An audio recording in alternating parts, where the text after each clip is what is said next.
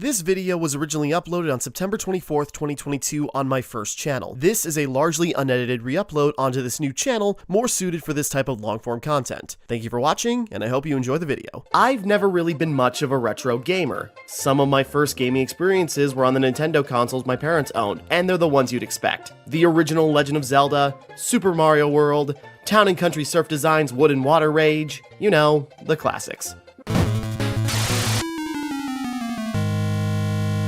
They had a small library of games that I played in the early 2000s, and that was really all we had. Once in a while, we'd visit a distant relative that had a Sega console so I could try Sonic the Hedgehog, and when I made friends in school, I learned about the games they had played, things like Metroid and Mega Man.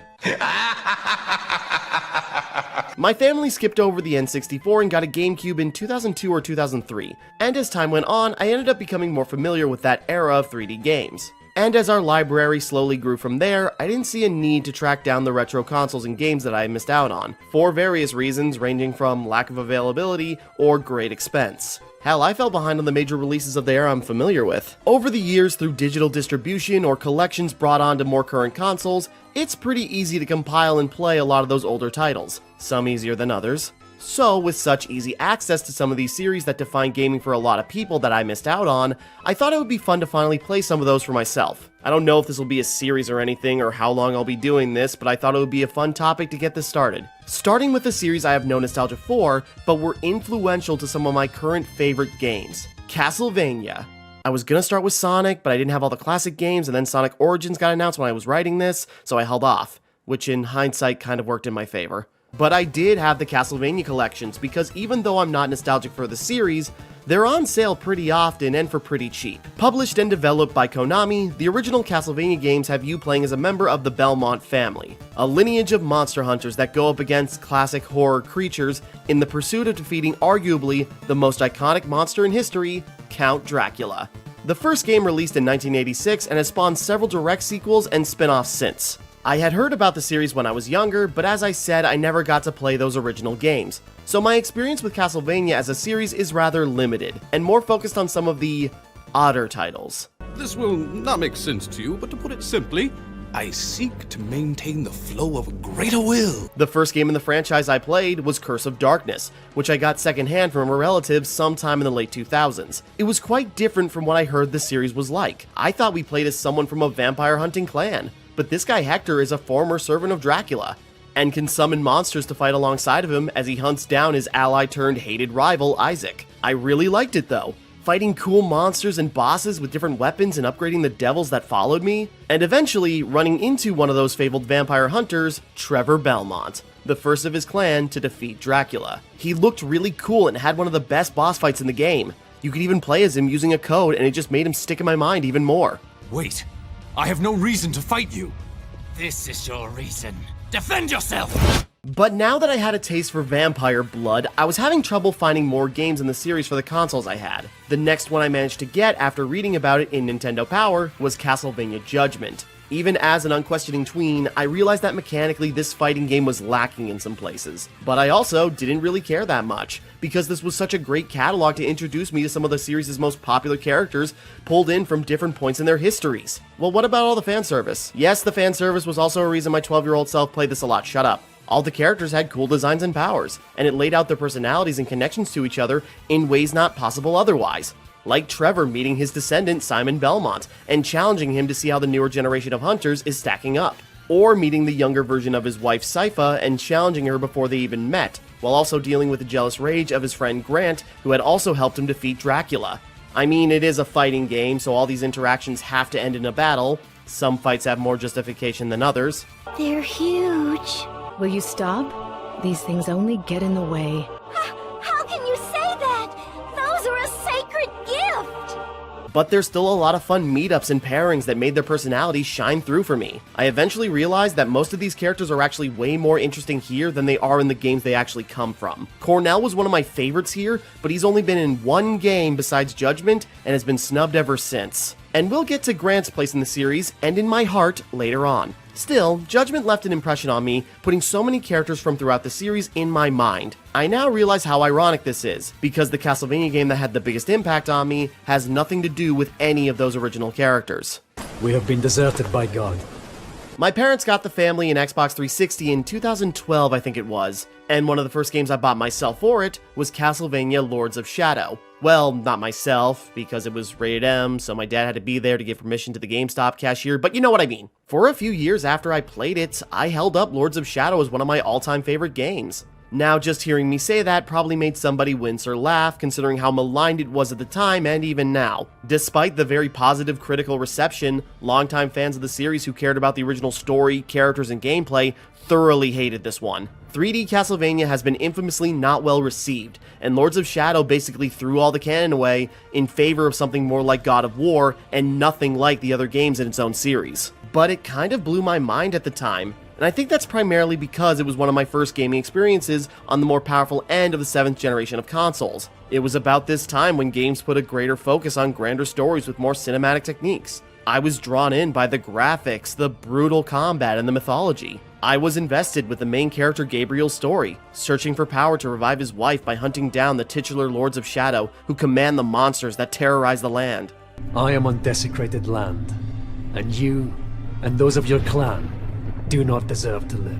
Looking back on it, I can now understand the disdain, but I've still got a soft spot for Lords of Shadow that maybe I should explore in another video. Those are primarily my experience with Castlevania as a series. I have played some of the other titles more recently, like Symphony of the Night and Order of Ecclesia, but those took on different design philosophies around more exploration and teamed up with Metroid to bring us the not very helpful term of Metroidvania. But I don't really have any experience with the original style of Castlevania game, side-scrolling action adventures that are more linear with more limited movesets. Many of my favorite gaming YouTubers have done videos on classic Castlevania, and oftentimes those springboard into talking about the difficulty and how its ideas eventually inspired other genres and some of my current favorite games, like Hollow Knight and Dark Souls. Pretty much the entire success of the Dark Souls games and all their derivatives is due to the same trick, pairing vaguely spooky surroundings with hyper-difficult gameplay in order to create more than just one type of fear. So experiencing the roots of the series firsthand could be enlightening in some ways, and I can do that through the re-release collections. There are 14 games across these sets with different design philosophies. Adventure and Belmont's Revenge that follow the original game style on the Game Boy, GBA games like Circle of the Moon and Aria of Sorrow that focus on exploration to find powers and new equipment like Symphony of the Night, Kid Dracula, which oddly reminds me of Kawa. Does anyone else remember Kawa? That short manga by Akira Toriyama about monster kids getting up to hijinks? That would make a fun, goofy anime. Where's Pai-Fu and Jose's cameo in Dragon Ball? Anyways, I'm going to focus on the main numbered titles across the various collections. Castlevania 1 through 4 on the Anniversary Collection, Rondo of Blood, which is effectively considered Castlevania 5 on the Castlevania Requiem set, and since I'm already taking a look at Rondo, I'll take a peek at its re-release Dracula X on the Advanced Collection. Maybe I'll look at the other games in these collections in more depth later on, but for now, the core games in the series before the Metroidvania shift seems like enough. This should be a fun retrospective coming from someone who's only now properly digging his teeth into these games. This one goes out to the YouTubers that inspired me to start my channel and attempt to make a video like this. With all that being said, I think it's time to begin the hunt. This is my retrospective of classic Castlevania.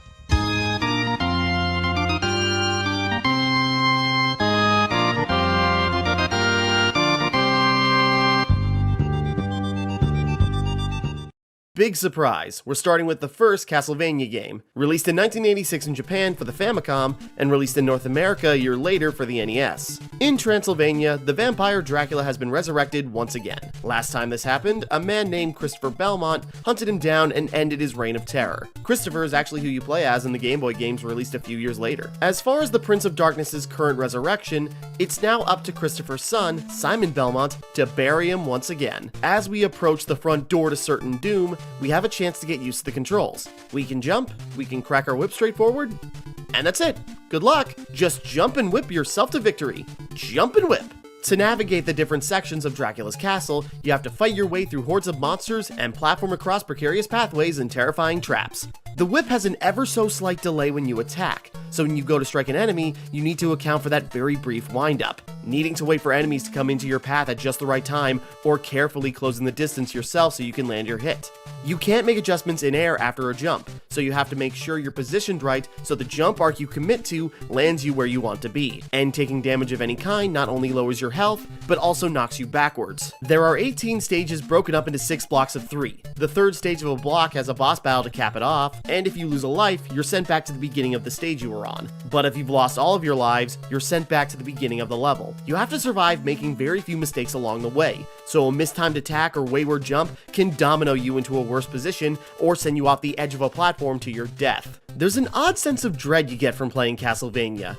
It's not a horror game, but it instills a sense of fear in you by making death punishing, and by throwing classic monsters at you that you've probably read about in mythology or seen as antagonists in movies. Dracula is the obvious one, being the blood-sucking king of the creatures of the dark, but he has a diverse army of horrors under his command, ranging from simple beasts like bats and birds, to more dangerous things like fishmen that burst out of the water and spit fire if you don't kill them quickly enough, living suits of armor that throw axes that boomerang back to their cold metal hands, decapitated heads of gorgons that bob up and down as they fly across the screen, usually accompanying another enemy type or in the most tense platforming sections. Even the Grim Reaper knows his place and falls in line under the Impaler. So what makes you think that you're able to face down the most famous monsters in history?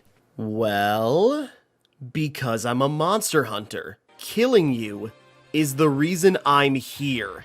And I'm not leaving till you're all back in your graves. Or, failing that, making sure there's nothing left of your body to even entomb. The whip I wield is called the Vampire Killer, and I'll be damned if it's not used to kill a vampire tonight. You may be pushing against a tide of teeth and claws, but you are all you'll need to topple the terrors of the night. But it wouldn't hurt to arm yourself with some better equipment. And luckily, there's the perfect monster slaying tools hiding in the sundries. Breaking candles drop various items, but the most important ones are the chain upgrades, the sub-weapons, and the hearts. Chains upgrade your whip to the Morning Star, initially dealing more damage, and a second chain caps it off, increasing its range. You're almost never without the fully upgraded whip, because no matter where you start in a level, either the first couple of candles will drop at least one chain, and the second is either just a little farther ahead, or can even drop from an enemy. The whip may have some reach, but you still have the delay and you can only attack in one direction. That's where the sub-weapons come in to make up for your shortcomings in attack and movement. Throwing items like the dagger that fires straight ahead, or the cross that boomerangs back to you. The axe, which is thrown in a large arc that's hard to aim, but does a lot of damage when it hits.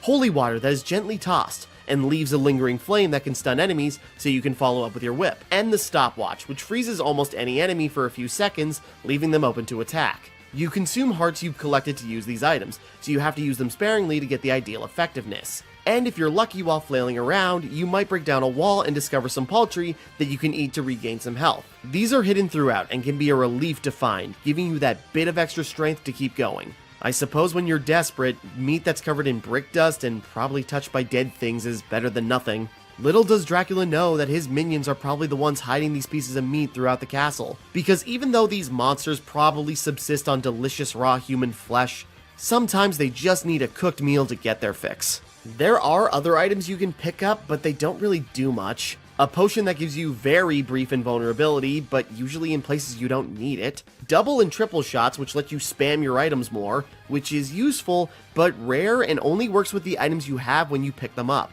So, switching items means you lose it, and it doesn't affect the stopwatch at all. And bags that give you more points. But, who cares about points? Yeah, enough points can net you an extra life, but if you're stuck on a stage, you're not going to be able to get enough to get that extra life unless you put yourself in more danger of losing one.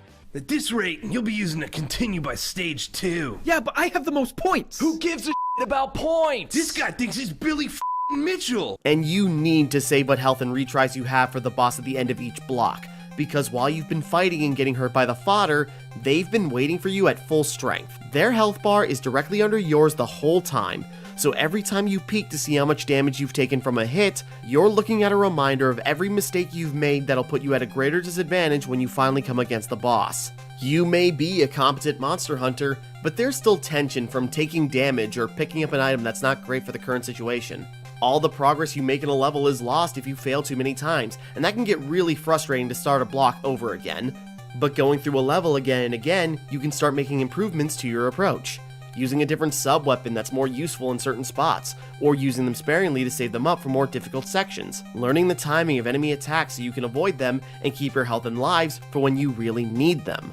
Early on, it was a little tough getting used to the stiff controls, but once I got it, it was actually pretty fun. Jumping over Medusa heads or smacking one in midair, using the right item at the right time to not risk more danger, timing the whip at the perfect moment to take out multiple enemies. I may not have played classic Castlevania, but over the years I played plenty of other games that were inspired by it or directly imitated the style, so I was picking up on the rhythm quickly. I got halfway through the game in less than 30 minutes with only needing one continue, because I got cocky when making some jumps or mistimed a trap. I was feeling pretty confident in my abilities. Then the second half of the game kicked my teeth in. The latter half throws so much at you. I don't want to admit how many times I died because of this one bat at the beginning of stage 10. Moving platforms that make you crouch under stalactites that were indistinguishable from the background, and when you get to the platform in the middle and think you're safe for a moment, the fishman can climb through the ceiling. That's just the beginning. Stage 11 is a straight path, but birds will airdrop flea men on you that you can't outrun and just keep coming. Then to end the block, it's another straight corridor with these skeletal snakes that take forever to kill even with a fully upgraded whip. And finally we get to the boss, Frankenstein's monster, teamed up with another one of those jumpy pests that now shoots fireballs. I thought this was like the mummies where both enemies shared the health bar, but no, it's just the big guy in the back. Wasted a lot of retries before realizing that attacking that oversized tick was only stunning him and not doing damage. Apparently that's Igor. Ah, that makes sense now.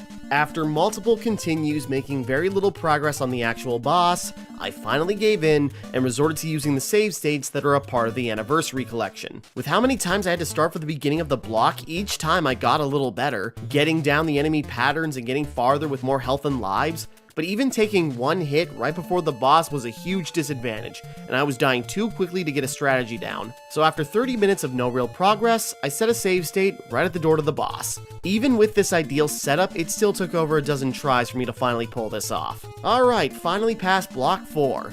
And this was the easiest of the last 3 sections. This pattern persisted through the rest of the game. Block 5 had enemies that would go off screen and then come back again. The Axemen were doing their thing and throwing axes at men, and they were teamed up with other enemy types getting in the way and would block the boomerang cross. And stage 15 was the worst because the final hallway had constantly spawning Medusa heads and 2 Axemen. And after all of that, you come up against Death himself, who spawns scythes that surround you and come back almost as fast as you destroy them. And all of these enemies take a quarter of your health with even the slightest graze, so the amount of mistakes you can make is minimal for the entire block. Once again, I learned the patterns and timed things right in order to make it to the boss without taking a hit, and made a save state right there so I could actually figure out how to dance with death. Even after going through all the work to play the stage almost perfectly right up until the boss, death was an existential dread taking cheap shots and lingering over my head. The boss was pretty tough too. After feeding Death his own concept, we finally make it to the 6th and final block, which has its annoyances but isn't as tough as the last couple of stages. Until we get to stage 18, where we finally come face to fangs with Count Dracula. This boss is cool, but really frustrating until you figure it out. You die in 4 hits as he shotguns fireballs at you, and he can teleport right where you're standing. He only takes damage from his head, and even when you have a fully upgraded Morningstar, you only do 1 point of damage per hit. You can use Holy Water to stop some of the fireballs or the cross to get in some damage from afar, but no matter what, it's a long fight where timing is everything. And even after you literally knock his block off, he then transforms into a roided out bat crocodile thing, and now you have to deal with this all new form without even a wall chicken to stress eat. Luckily, if you game over here, you start back at the beginning of the stage as opposed to the start of the block, so you can just keep getting impaled over and over again. After an hour of near constant attempts, I finally pulled it off, timing my jumps to avoid the fireballs while still getting a hit in, and then on the second phase using Holy Water to damage and stun him, and then getting in my lashes right into his oversized eyes.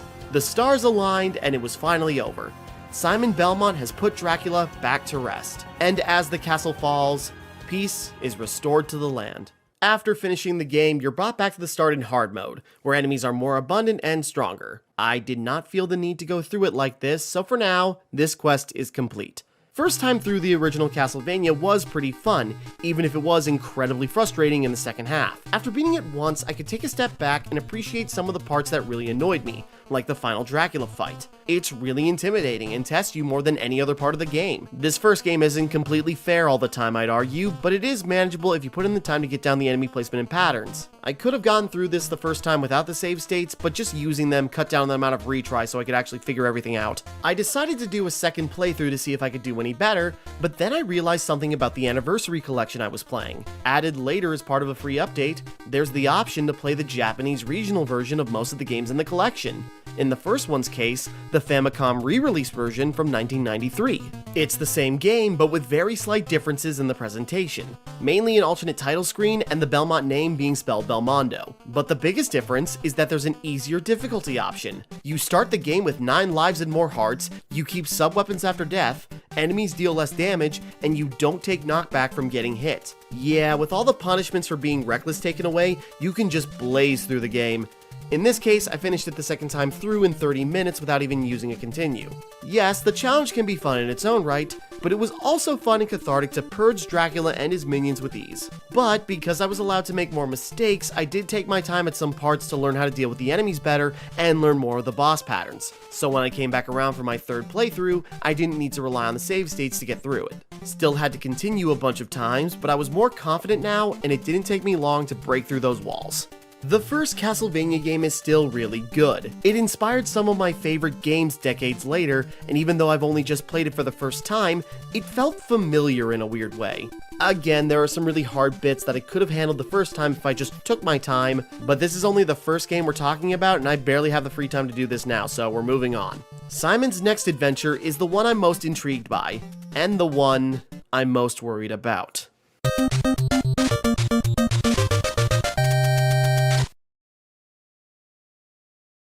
Released a year after the first game, Castlevania 2 follows up on the adventure of Simon after he defeated Dracula. Instead of progressing through stages that mainly navigate straight through to the end, you're put into an open world with multiple paths. A day and night cycle that changes the world and has the hordes of monsters that wander the land grow stronger at night. In order to fight them, you need to upgrade your gear, but instead of breaking candles to collect sub-weapons and whip upgrades, you now have to buy them with your collected hearts from villagers in the various towns. It had positive reception at the time, but decades later it was looked back on in a far more negative light.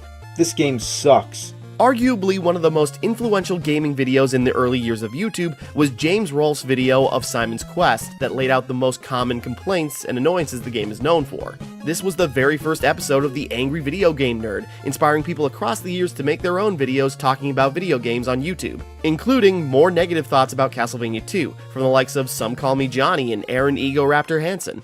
As a person who was inspired by the likes of James Rolfe, it feels a bit odd having to review this game. So I know the Angry Video Game Nerd made a video about Castlevania 2 Simon's Quest, and I love him and that video, but I don't give a fuck! Chances are you've already seen those videos, or at least something talking about Castlevania 2, and more often than not, they tend to lean towards the negative. Kind of like other NES sequels at the time, like Zelda 2 and Mario 2, that were very different from their first games that made them successful. Even if the ideas were the same, the overall execution was jarring and often frustrating to some people. Mario 2 less so in this comparison, but Simon's Quest is in some weird ways more comparable to the adventure of Link than the first Castlevania game, which to some might be part of the problem. Now I actually really like Zelda 2.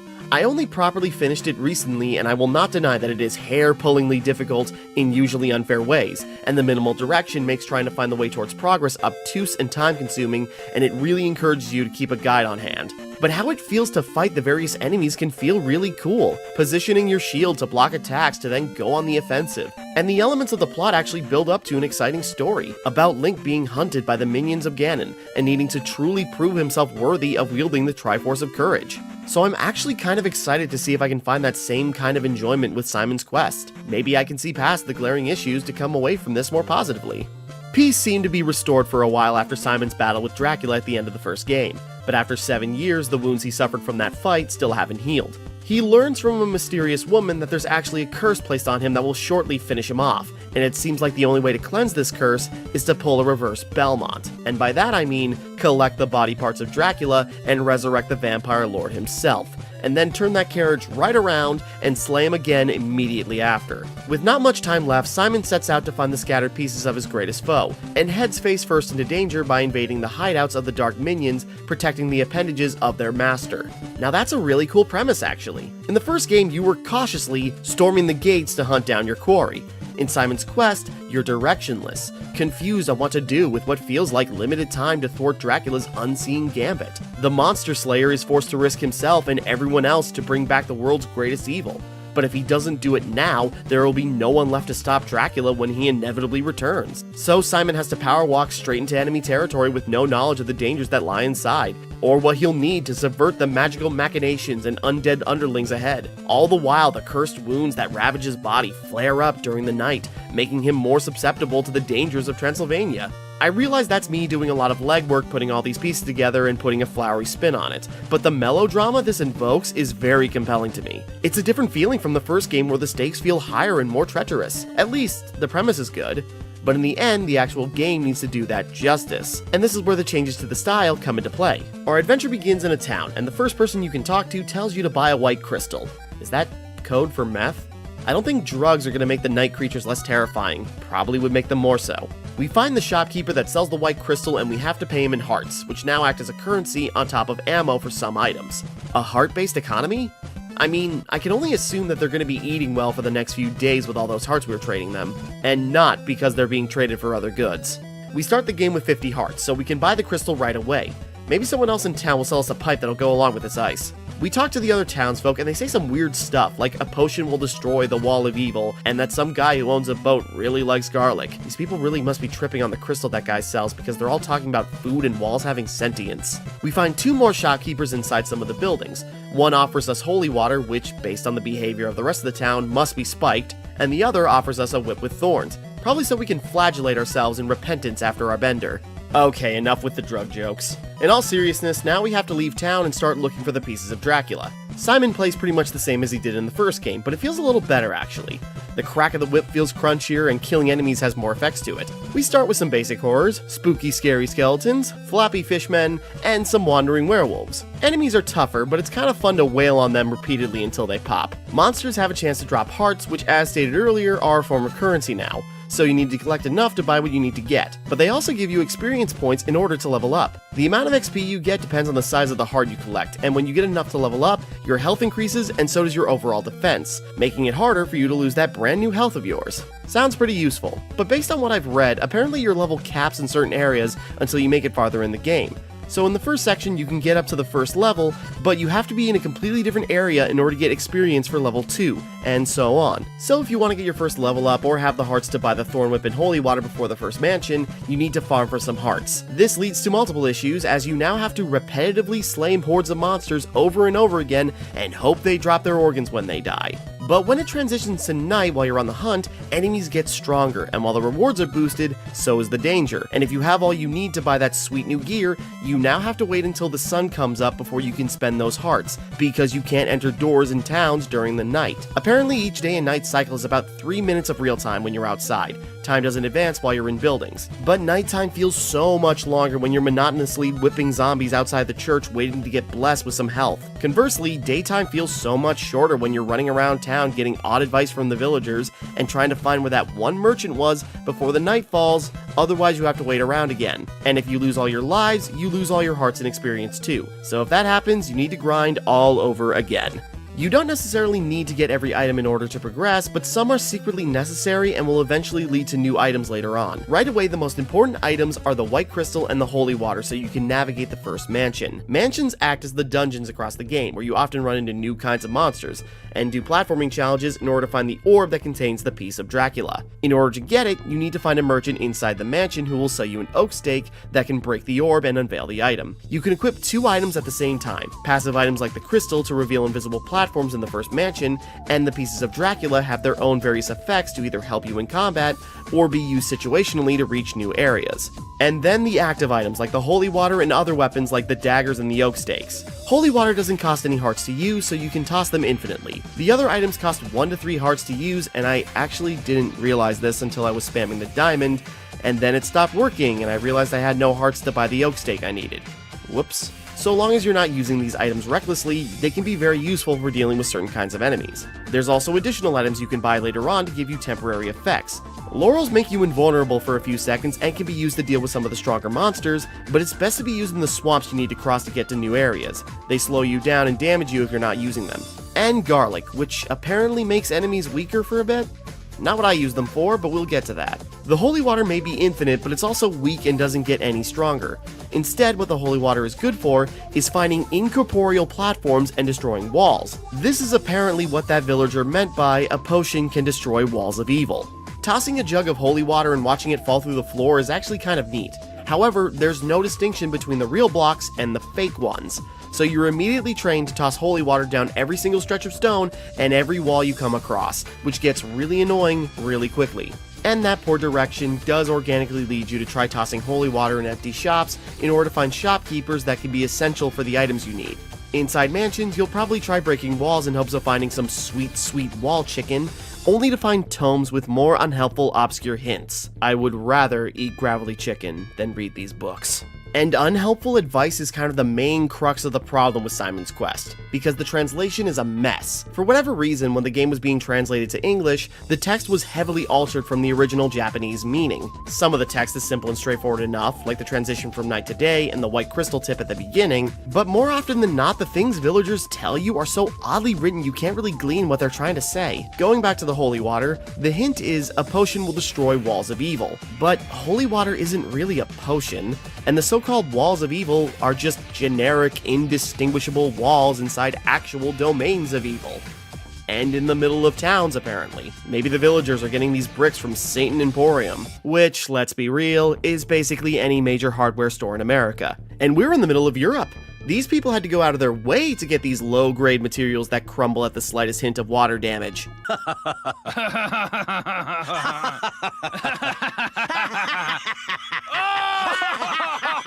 Point being, at least I wouldn't have figured out how to use the holy water to find secrets and items if I hadn't already seen the AVGN video telling me to do just that.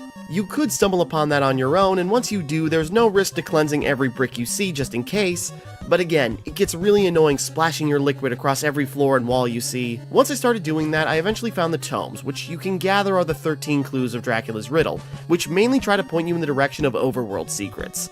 But unless you're operating on the same moon logic as the people who translated this, you might not get much out of them. I found the Sacred Flame because I figured an odd formation of blocks at the bottom of the room probably must be hiding something important. But the clue you get leading you to it is a flame flickers in the Ring of Fire. There is neither a flicker nor a ring of fire in this lightless cave full of monster eyeballs. There's a website called Simon's Quest Dissected, which compiles all the text in the game, comparing the Japanese and English text and gives you detailed interpretations of what the text was supposed to mean. In the Sacred Flames case, apparently the original Japanese text roughly meant to say that the flame rests in a place with no sunlight. I'm loosely paraphrasing, but even though that's still cryptic, that's a much better clue than the one we got. A lot of the text is like this, and apparently in the game's manual, you are even told that some villagers will just straight up lie to you. The boatman apparently loves garlic, but don't bother dropping any for him because it does nothing. Do you like it or not? And the villagers that don't give advice just say some really weird things. Like this guy who just tells you the name of his favorite movie, and another tells you to not look at the Death Star. Where are you guys learning about this stuff? According to the Dissected website, this is not actually a Star Wars reference. It is more likely a Fist of the North Star reference. お前はもう死んでいる。何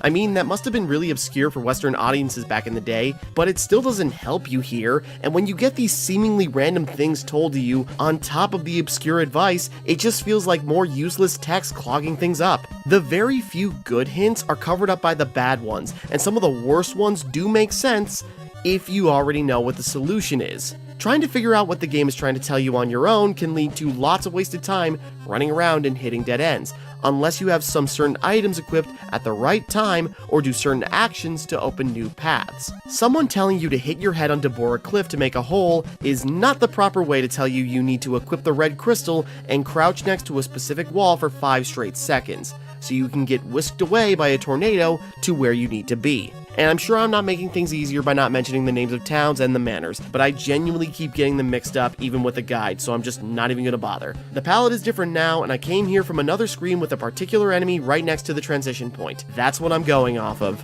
The thing is, when you know about the most annoying and cryptic aspects of the game, it's actually not that bad. From watching videos like the AVGN review, I knew what to look for and how to use my items accordingly. Use holy water to find the pass-through blocks and break down walls in empty buildings to find the secret shopkeepers, which kept my gear up to date. Drop garlic in a cemetery to make someone appear to get the silver knife. And if it worked once, when you find another cemetery, you do it again and get the same result, getting a silk bag that allows you to carry more laurels. And the logic of, if it worked once, it must work again, helped me figure out the things I didn't know about. I knew about the crouching with the red crystal at the wall, so maybe doing that at other dead ends will yield results. And it did, when I came across this body of water with no way to cross. I decided to just try the theory, and it worked, opening up the main path, provided it works when you have the blue crystal equipped, which you can get from talking to this guy, who is apparently a fellow vampire hunter, and you get the red one later on in the form of another hunter just like him. I got these items naturally just because I was being thorough and talking to everyone in towns anyways, but I didn't need their help because I already knew what they were trying to say. Simon's Quest was actually a very smooth ride because I already knew the solutions to the problems people had with the game. I didn't get stuck or waste any time on any obscure sections, and from there it was pretty easy. Losing lives or needing to continue isn't so bad because you're brought back pretty much right where you were. Not like Zelda 2, which sent you back to the first room of the game, which was the worst thing it did to you. It's annoying to lose your hearts and experience, but if you bought what you needed already, you'll pretty naturally build back up again so you can get what you need at the next town. I was going to be sneaky and use save states when I was low on health just in case I died, but I didn't even need to revert a save because I had been back and forth so many times. I knew how to deal with the enemies on the path safely or quickly because my gear was upgraded. I didn't mind that there was no delicious wall chicken to eat in the dungeons because I really didn't need it. I'd swing by the church if I could, but if I wasn't worried about the hearts I had, dying wasn't a grueling punishment. I also knew not to waste the oak stakes on the enemies because it just does nothing.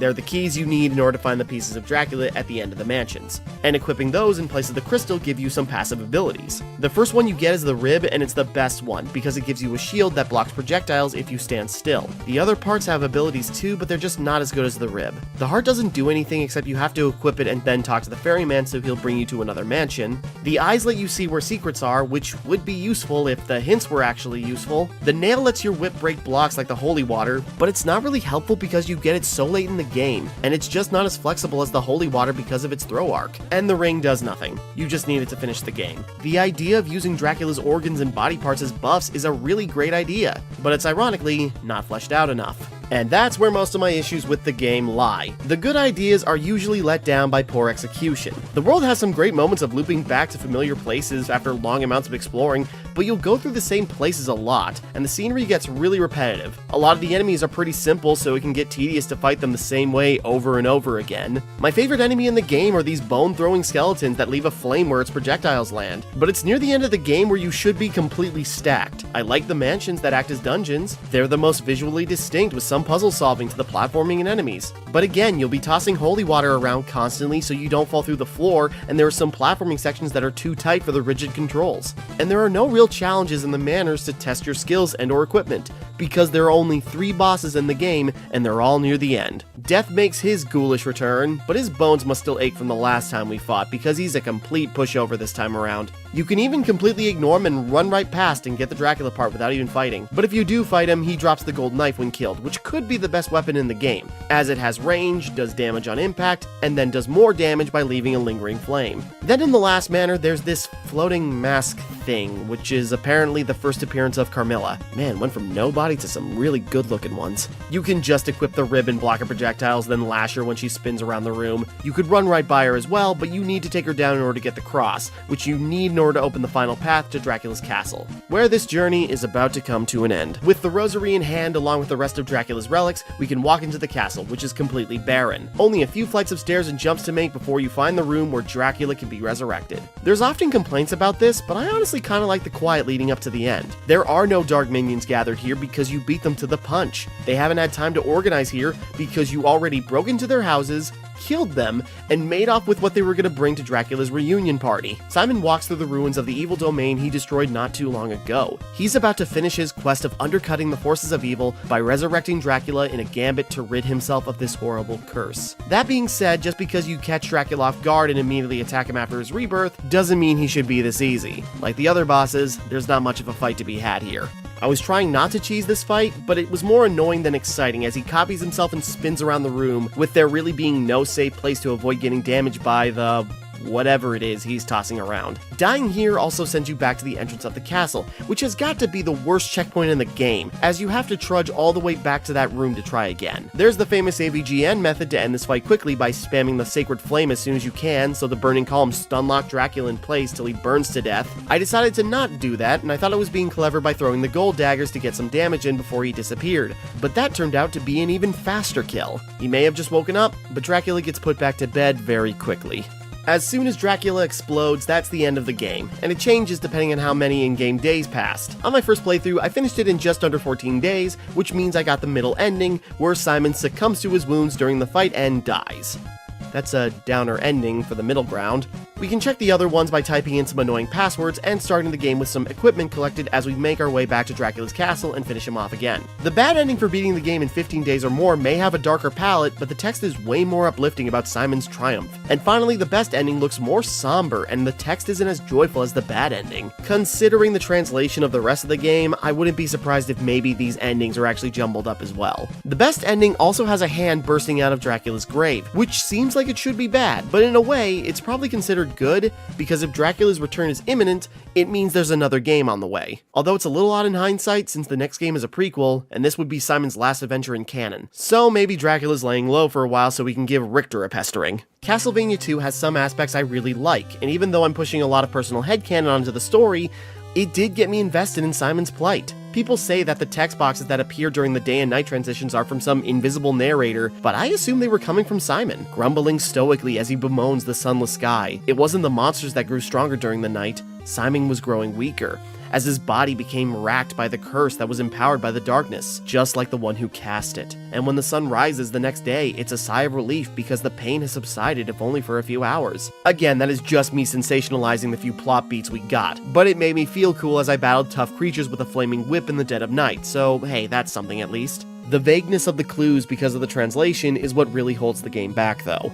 Having little direction is fine, but when the information the game tells you is inaccurate or even just wrong, you can argue the game did a poor job of teaching you how to solve the problems it gives you. And while I didn't have any issue, it's only because I already knew the solutions from years of YouTube videos ripping this game to shreds. Castlevania 2's cheap last ability is easily identifiable because it falls flat in so many areas, aka it sucks! Maybe unfairly in some cases. But don't get me wrong, I am not trying to lambast these great videos. My hindsight was heavily informed by them. It was ironically because of those videos I actually came away liking some of what Simon's quest was trying to do. Looping around to a familiar area after extended exploration gave me the same excitement from finding a shortcut in Dark Souls, because it was interesting to see a blip of cohesion in the world. The openness means you can do things in different orders if you want to risk the dangers or know where to go to get the items you need, kind of like Metroidvania games such as Symphony of the Night. You can see how Simon's quest was setting down the bricks of Metroidvania games as we know them. Unfortunately, it had also fell through a translucent block it had laid down, and after seeing Castlevania 2 fall through it, everyone else knew how to avoid stepping in that particular spot. This is Simon's last adventure as far as the series timeline goes, but it's not the last we'll see of him here. Our next quest, however, will take us back even before his father's time, where the Belmont of that era made some unlikely allies.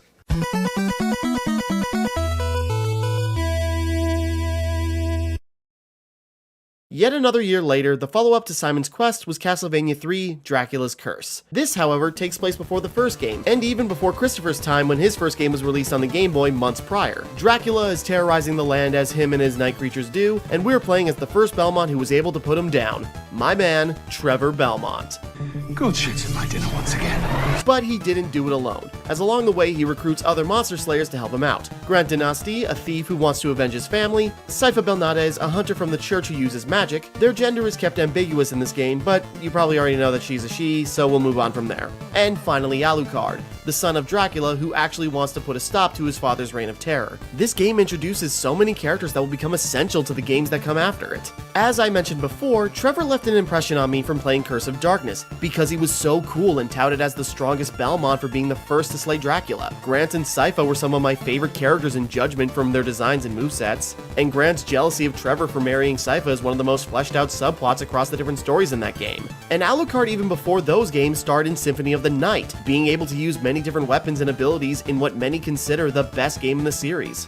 And all these characters take center stage in the great Netflix series, where it's grandly fleshing out the base premise of the game, where they team up to face Dracula and his vampire allies. Except for Grant, who didn't show up in the series. Between the wandering packs of night creatures and the brigands and opportunistic criminals, and that one guy with the horse-drawn sailboat on wheels that called himself the Pirate of the Roads. I'll be honest, I was bummed about that since I liked him so much in Judgment, but he's very different there than he is in the first game, and there were already so many characters and plot threads going on in that show, he'd probably just get in the way. I trust this isn't a bolder breed of brigand, or that imbecile who put wheels on his boat again.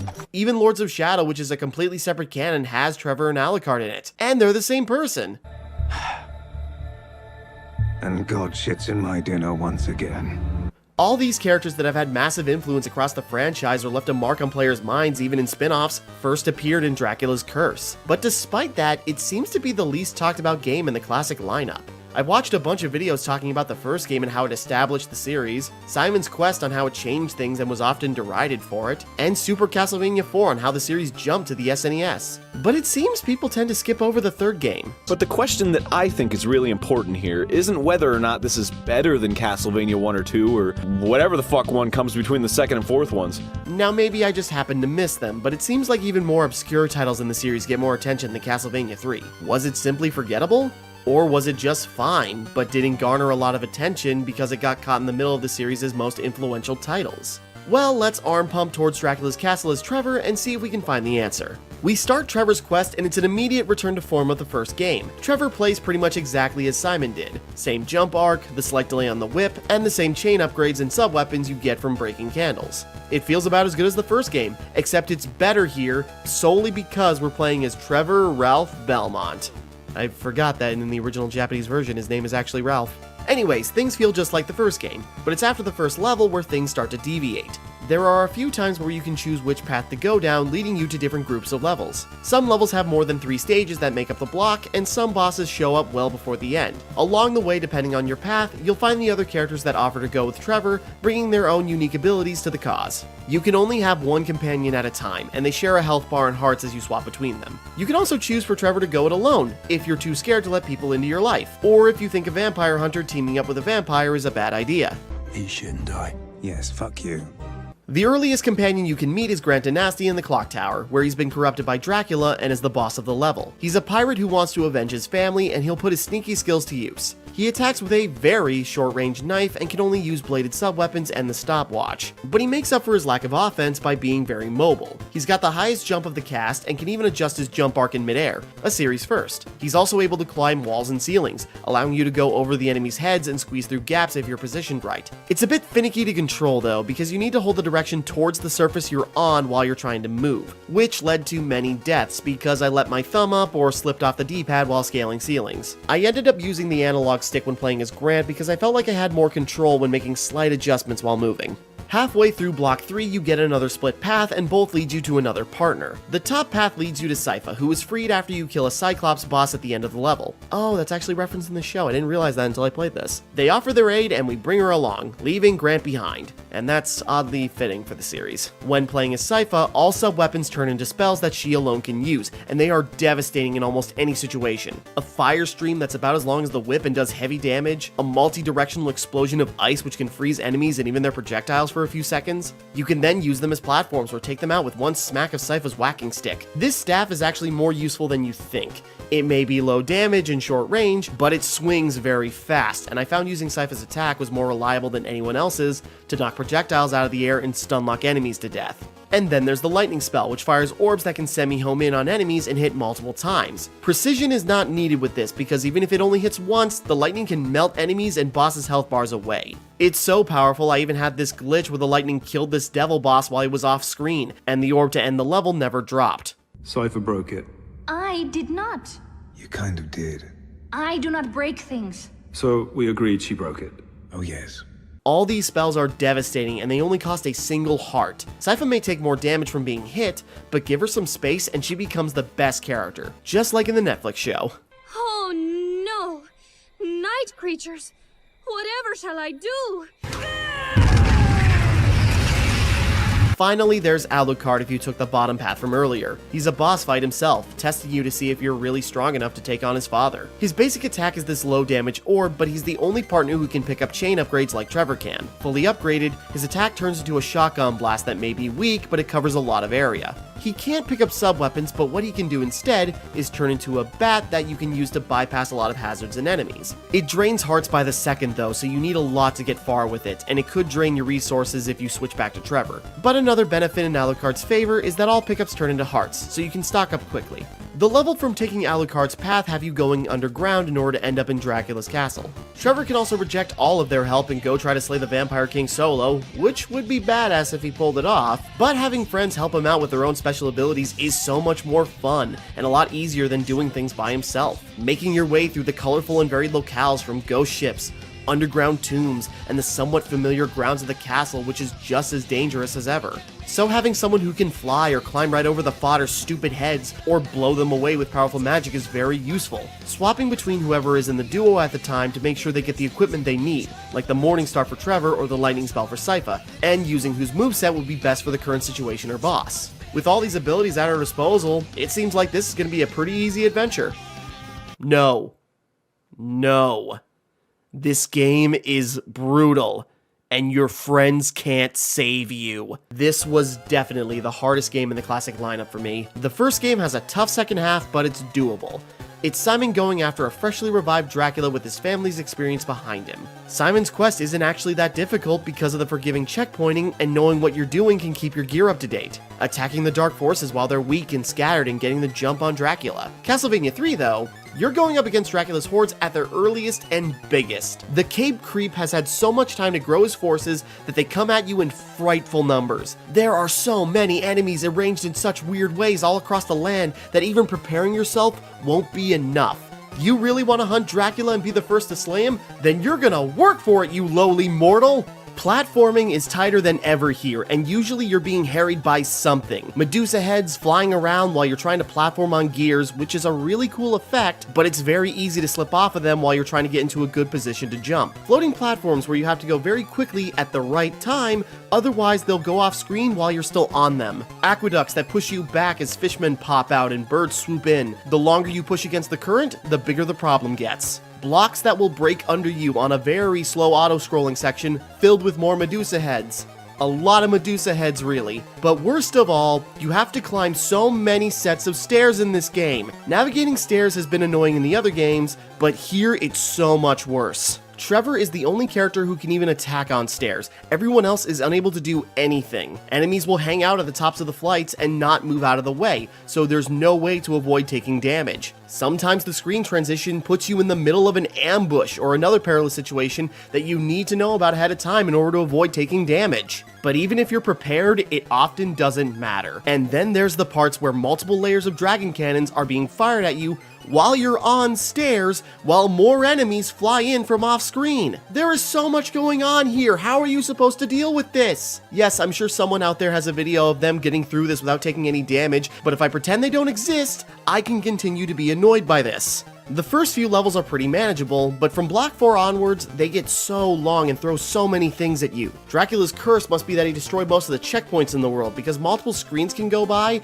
and it still only makes up one stage in a block. And at the end of some stages, you have to fight 2 or even 3 bosses back to back. One chance to take on 3 bosses, and dying sends you back much farther than you'd think. And if you game over, you're sent back to the beginning of the block, but that feels so much more punishing here because the levels are so much longer and harder to get through. Enemy damage scales with the level, so in the last couple, every hit takes a quarter of your health. And then having multiple boss fights to deal with makes your margin for error for the entire block so much less than in the first game. Taking Dracula in the first game as an example, even if you lose all your lives on that last stage, you start back at the bottom of the stairs right next to him. In 3, however, losing a life to Dracula brings you back to the start of the stage with skeletons to deal with and pendulum platforming to do just to take another crack at it. And a game over brings you to the start of the block, which isn't overall very long, but it's still absurdly brutal to set you back that far. I felt a little bad using save states in the first game for the second half, but once I got through it, I went back and didn't need them. I feel no remorse for spamming the quick save after almost every obstacle in Castlevania 3. Even if I had to figure out how to fight a boss trio with only 2 hits and almost no hearts, I'd rather bash my head against that wall than start completely over. It's absolutely possible to get through without needing to save scum. People have done it. I just don't want to, otherwise I'll be stuck here for hours. Now don't forget, we do have friends to help us out here, and they can do a lot to mitigate the difficulty throughout. Sypha can use ice to freeze the aqueducts, making them far easier to traverse. Setting her up with the right magic at the right time can completely destroy a boss, so long as you position yourself in a good spot to avoid damage. Grant can jump or climb over enemies and is shorter than everyone else, so he can more reliably duck under certain attacks. And as long as you have the hearts, you can use Alucard to completely fly over some of the most annoying parts I brought up, but you can still only have one companion at a time, so those pros come with the cons, like Grant and Alucard's lackluster offensive abilities. Like the first game, the Famicom version is much easier in comparison. Enemy damage is consistent throughout and doesn't scale with the level. Grant's basic attack becomes a throwing dagger, which may not seem like much, but it's a huge improvement. The range mixed with his acrobatics is far more useful than his piddly shank, making Grant better overall. The majority of the differences are in presentation. The intro and ending text are all in Japanese as you'd expect, but you're really not missing much with how poorly written the translation is. Flea men are replaced with these toothy things, which honestly I think are way cooler, and most famously, the difference in the music between the consoles. Famicom cartridges had a bit more space for audio channels, so the same songs sound much grander and epic, having more things going on in the mix.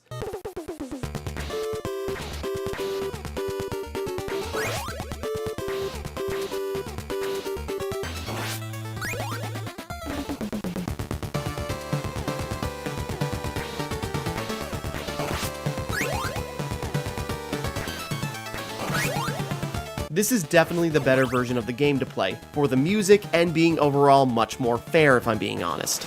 Now, despite my whinging about the difficulty, there are some other things I really like about this sequel. The levels may be stuffed with night creatures and more stairwells than the Empire State Building, but every level looks really good. There's a bit of repetition in the boss fights. You'll run into 3 Cyclopses if you want to recruit Sypha, but there are some returning bosses and even some subversions on some bosses from the first game. Mummies are a cool throwback, even though they're repeated a bunch too. Frankenstein's monster returns, and even though he's much easier here, it's still different from his first iteration.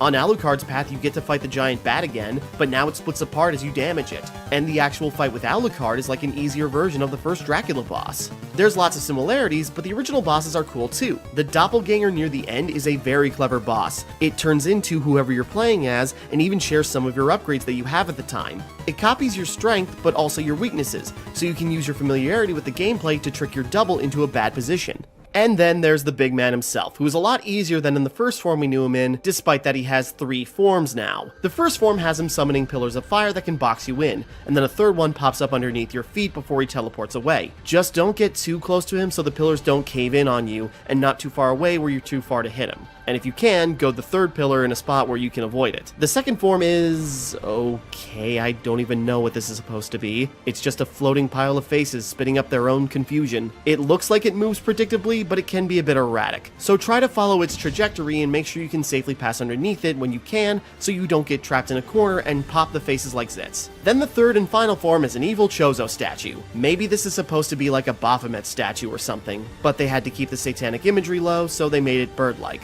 I don't know, just an assumption. You just have to hit its head by riding the floating platforms to get you in range while avoiding these massive and hard to avoid lasers. This is probably the hardest part solely because the platforms are small and easy to fall off of directly into the holes they left behind while you try to get your hits in. Jumping to land a hit only to fall into one of those holes killed me more times than even those annoying lasers. Use everything you got and eventually Dracula will fall, and so will Castlevania. Depending on who you had with you, if anyone at all, you'll get a different ending, which doesn't change much, just different text based on the character as they look out on the new horizon. Trevor alone simply disappears, hoping that one day in the future, his name will be respected. I'm Trevor Belmont, of the House of Belmont, and dying has never frightened me. With Grant, he simply cheers and goes off to help rebuild the destroyed countryside. So slow. That moss I see growing on you? Alucard feels guilt over killing his own father, and Trevor does pick up on this, but doesn't seem to do much to comfort him. You're a cockwart, Alucard. And with Sypha, as the castle falls, her hood goes back and you see her hair unfurl. It's very much like the reveal at the end of the original Metroid that was released 3 years prior to this, but it's still cool. As Trevor and Sypha cuddle up on the cliffside and seemingly decide to stick together. Belnades and Belmont. Castlevania 3 follows up on the design philosophy of the first game, for better and for worse. The stages look great and have more detailed backgrounds, and the partner system expands on the gameplay with unique abilities for each character. And these characters have been influential and lastingly popular in the franchise. Most of them anyways. You'll always be special to me, Grant. But the difficulty is ramped up so absurdly that getting through it can be really exhausting. Maybe that egregious spike in difficulty is one of the reasons Dracula's curse gets overlooked in comparison to the others. Despite its good qualities, it's inaccessible, and repetitive enough where when compared to the others it's sandwiched between, there's just less interesting things to talk about here. The third main installment of this franchise took things to the beginning, and the next one will do the same in a different way.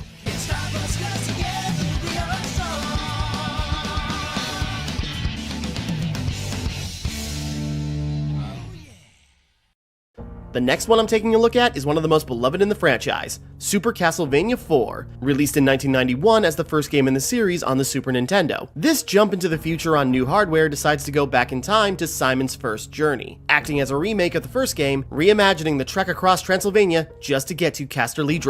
Updated graphics, updated gameplay, new enemies, and bigger bosses than ever. It's Castlevania Supercharged, as the title would imply. This is the game in the classic lineup I was most familiar with before starting this video, because I was hanging out with a friend one time and he got me to play through a few levels in the middle of 2015. And I remember that so specifically because when we were done with that, we stayed up all night playing Batman Arkham Knight, which I had picked up only a few days prior. I wasn't that far yet, so we started a new game and played it for like 12 or 15 hours straight. But we had to stop and he left right as we were walking up to the final story mission. We lost a lot of time doing all the Deathstroke bases, hoping to get an awesome boss fight, only for that to not happen. Man, I loved this game when it came out, but my feelings have gotten really complicated since. Video for another day maybe, but for now, back to Castlevania 4. I did enjoy what I played at the time, and I did pick it up on my Wii U Virtual Console, but I just never got back to it. So let's give Simon's First Hunt a redo and see how it fares. The main thing that sticks out is the graphical upgrade from jumping to a new console generation. Doubling the amount of bits makes a huge difference, as Simon and the minions of Dracula are so much more detailed. Simon not only looks better with his features more defined, but he also looks massive compared to how he looked in the other games. Same goes with the enemies, making them come off as more threatening because you don't expect Medusa heads to look that big and wriggly. Enemies have more movements and are more expressive, making them look cooler. Some look a bit goofy, but when everything looks so good, that's minor. And this is Jeremy, your only form of hellish entertainment. Dude, if you do that again, I'm gonna punch you. I'm not kidding. Simon has grunts and yells from taking damage, so every hit feels more painful, and most enemies have death cries, making their ends more impactful. The levels hit along some of the same beats as the other games. Undead-riddled courtyards, wet subterranean caves, spinning gears of clock towers, and of course, the grand halls of Dracula's castle. But the color and backgrounds make all the levels feel fresh and different, passing through flowing water as it comes through more leaks in the wall. The way the sky moves when you're outside, books shaking in the library making you think they're about to pop out to read you a permanent bedtime story. There are some really cool backgrounds like the spinning cylinder in Block 4, which is awesome but also a bit rough on the eyes. The aesthetics are the best looking in the series yet, and all that's complemented by the familiar but slightly tweaked gameplay. We still have the same mechanics we're used to when playing as a Belmont, the exact same sub-weapons we know how to use, and Simon can still jump and whip. Same main moveset, but now with some slight changes that make a big difference. You can now adjust your momentum in midair, like you could with Grant in the last game. Finally, the Belmont clan has learned the secrets of defying Newton's law of motion and are passing it down to future generations. They also must have finally learned basic geometry because Simon can now attack at angles. Being able to attack straight up or diagonally is already a big change, but that's on top of the attack delay feeling non-existent, so you can rapid fire whip enemies into oblivion. And then there's my favorite new use of the famous vampire killing weapon, the floppy whip. If you hold the attack button, Simon just keeps his arm out as the whip just dangles limply in the breeze. From there, you can just wave it around, and while it's hilarious to watch Simon flap his flaccid flogger around, you can still hit enemies like this. It does much less damage this way, but it can still stun enemies when it hits, and it can kind of be used to correct missed shots by waving it around in their faces. I am fully aware how suboptimal this is when you could just make another full attack, and to some people, it just looks too silly to be taken seriously, and I completely understand. But you can still use the floppy whip as a shield to stop projectiles, and it works well against weaker enemies. And while this is a personal thing, I couldn't help but laugh every single time I cast out the whip like it was a fishing lure and waited for something to walk into it and explode. I got endless amusement doing this, especially when the catch posed no threat whatsoever. With how big everything looks with the graphical upgrade, it also makes the whip feel at least a little stronger because the Morningstar has even more reach. And like the other games, you're very rarely without it, because it's so easy to get chain upgrades, especially with how many more candles there are throughout the levels. Between the speed and flexibility of your main form of offense, the whip is just so much more versatile and useful in this game. With that all being said though, that leads us into one of the bigger complaints about this entry.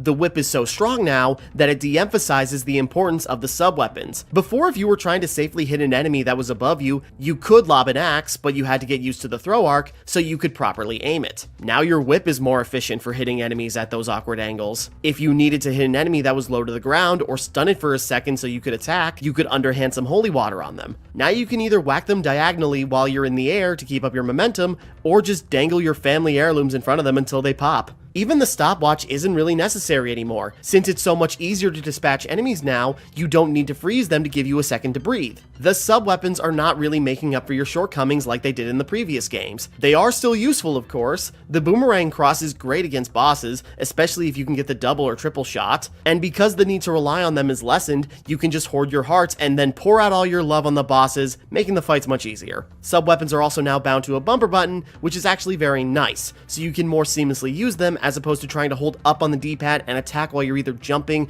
or in the middle of another situation. The 1-2 combo of the whip's flexibility and the lessened need to use sub-weapons made this the easiest game in the series for me, but it was also the most fun by a landslide. The feel of the gameplay is so smooth and quick, it makes you feel like a more confident monster hunter than ever. Other seemingly minor changes make a big difference to keep the flow going. Stairs are no longer a hassle because you're not just a sitting duck while you're on them now. With the multi-directional whip and sub-weapons having a dedicated button, you can now clear your path without risk of taking damage by walking into an enemy that's stuck at the top of the flight. You can now jump onto stairs and even drop right through them so they're not so cumbersome to navigate. Even approaching stairs leading into bottomless pits aren't potential death traps now, because you can crouch walk onto them. No more accidentally walking off the edge because it apparently didn't register my pressing down to get on the stairs. The better feel of the movement helps the platforming as well, as you hop around and connect your whip to rings so you can swing across gaps and clear out enemies on your forward path. It just feels so much better as the game keeps you moving. There are some platforms where it's a little tight, like you need to perform a perfect jump at the right time to just barely make it. And I did use save states in a few parts, but they were some of the more annoying areas where, frankly, I don't think some of these deaths were my fault. Like near the end of the game at the Tower of Fiends. These stairs fall apart the instant you get on them, and there were several times where Simon just got caught on a step as he was going up. Or there's this one spot where your head hits a platform and you can miss the stairs with no way to continue if you mess it up. Even when you're better stairs, you're still the worst. Or the level 8 dungeon where it's filled with platforms that have instant kill spikes on them and can kill you if you bump into the side of them. There are some annoying parts like that every now and then, but it was much more manageable and oftentimes more fair than in the previous titles. Accumulating points actually kind of mattered to me this time around, because the levels were long enough with so many enemies and candles that extra lives were easier to get. If I needed to replay a block, it was easier to get an extra life to help me out when I needed it. And since the whip can do the heavy lifting for the sub-weapons, you can just save up your hearts and get a huge point bonus at the end of a level. There's also a few secret rooms where you can get tons of hearts and usually one of the better sub-weapons. While there's only a few of these gold mines, they're a great find. I was elated to find the one in level 6 by complete accident, and had a big smile on my face as I stocked up on hearts and found a better tool for the mission. And then I got upset when I killed this dead guy's ghost dog and he grieved himself away. This is the same level where a bunch of enemies are ghosts in formal attire, and the boss is a couple dancing. We just crashed their date and most likely damned their souls to be alone, separated from their beloved for the rest of their afterlife. Maybe man is the true monster. Angel, angel, what have I done? Then again, their boss is out to destroy / eat and or enslave the world, so no sympathy for these traitors. Actually, we were just dancing. Speaking of the other bosses, they are also some of the best we've seen in the series yet. A lot of familiar characters with new movesets, like Frankenstein's monster who throws beakers to do damage and create copies of himself, the mummy who now comes alone and faces you on a clock tower as he moves around the different sections of it. There are some repeated motifs, mostly from Castlevania 3, but they are also different enough between their design and new details that they are so much better here. The gold bat is like the other bat bosses, but it's a lot harder to kill, and it explodes gold when you land a hit. So when it splits apart, it becomes more dangerous to attack and cause multiple bursts at once. The stone golem fights just like Frankenstein's monster did in Dracula's Curse, lobbing blocks and raining them down on you, and he gets smaller and faster after every hit. The two-headed water dragon, where each mouth has a specific attack. Most of the other bosses that I didn't mention are knights with some easy-to-read attacks, or others we've seen before. But none of them are as frustrating as we've seen them in previous iterations because of our whip, and some of them can be absolutely destroyed by spamming sub-weapons with all the hearts you've saved up. But if those bosses feel too much like pushovers, the boss rush right before Dracula will give you a proper hassling, as you have to face off against Slagra, Gaibon, and Death in succession. Slagra is the hardest of the trio and probably one of the harder bosses in the game, as he moves so quickly and has long range with his spear and beak. The hitboxes seem really awkward, and as soon as you land a hit on him, he flies straight up and comes right back down, lifting his spear up to stab you. Then eventually he goes all beak and lunges forward as he lands. I eventually figured out I could crouch under his spear attacks and use the pedestals on the ends of the arena to make space between me and his lunges. Apparently this is the ideal way of doing this fight, and I just stumbled upon it. The other two are a cakewalk in comparison, as Gaibon can hit hard but is a lot easier to follow as he flies around, and Death does his usual thing of throwing mini sights at you, but then tops it off with pulling you towards him while puppeteering his big one. These are some of the tougher bosses in the game still, but luckily you don't have to face them all in one shot. On a continue, you're put right by the boss you died to, so at least the checkpoints are nice. Finally, after taking down the strongest of Dracula's flunkies, we're up to the big man himself. We meet again. Only this time, for the first time. Not counting Simon's quest, this is probably the easiest Dracula boss fight yet, but like a lot of things in this game, it's also been my favorite. He does his usual bit of teleporting around and only has one health bar, but he goes through different phases throughout, starting with his classic triple fireballs, which will shoot up at you if you try to jump over them, flaming columns and ghostly fireballs that home in on you and quickly fall when you knock them out of the sky, making them a bit tricky to avoid. And his third and final phase has him casting Call Lightning as shocking pillars crash down on you. In between phases, he'll toss out a fireball that shoots in a circle, and destroying it will drop some food. Wall chicken tastes so much better when it's not from a wall, and being from a fire, it might actually be properly cooked. It's a fast-paced fight with some tricky things to dodge, but using your whip as a shield to stop the early fireballs, constantly moving, and maybe even staying your attacks long enough to eat some chicken, this is a very intense and really cool fight. But if you need a little extra nudge to help you out, a secret I had heard about before playing the game was the invisible staircase by the entrance to the level, where you're showered with power-ups to max you out. Full hearts, Morning Star, even a triple shot with the boomerang cross. The game is basically telling you it's the best sub-weapon, and I agree. It is still a Dracula fight though, so it might take a few tries to get down the patterns and finally put him back to bed. But as you enter the final phase of the fight, the music changes and Simon's theme starts to play. It's a real hype builder to push you into that final stretch. It's such a cool transition that gives you that push of confidence that you are the ultimate vampire hunter, and you're about to win. And win we eventually do, as we defeat Dracula and the sunlight bursts into the room, slowly destroying him, sticking the sun where it usually doesn't shine. Simon looks out at the crumbling castle as he has once again saved the world for the first time. Super Castlevania has been my favorite of the classic games so far without question. The art style, the tweaks to the gameplay that make it feel and flow better, and I do realize how that sounds. Castlevania becomes more fun when you remove its most annoying restrictive aspects. In the other games, the limitations of the whip and the usefulness of the sub-weapons were intentional, leaving a feeling of tension to the encounters and platforming. But the freedom you're given in 4 leads to so many cool moments of quickly dispatching Dracula's hordes and navigating his dangerous halls. The feeling of fear is replaced with a feeling of confidence, like you are what a Belmont is said to be in legends, a masterful hunter trained to slay monsters with ease and grace, the opposing force to the creatures of the night and to the Lord of Darkness that sits atop his castle waiting for a worthy opponent to end his reign of terror. And you are that worthy opponent. You always have been, even since before Dracula was resurrected. This may be a redo of Simon's first journey to face Dracula, but it feels like he's always been ready for this.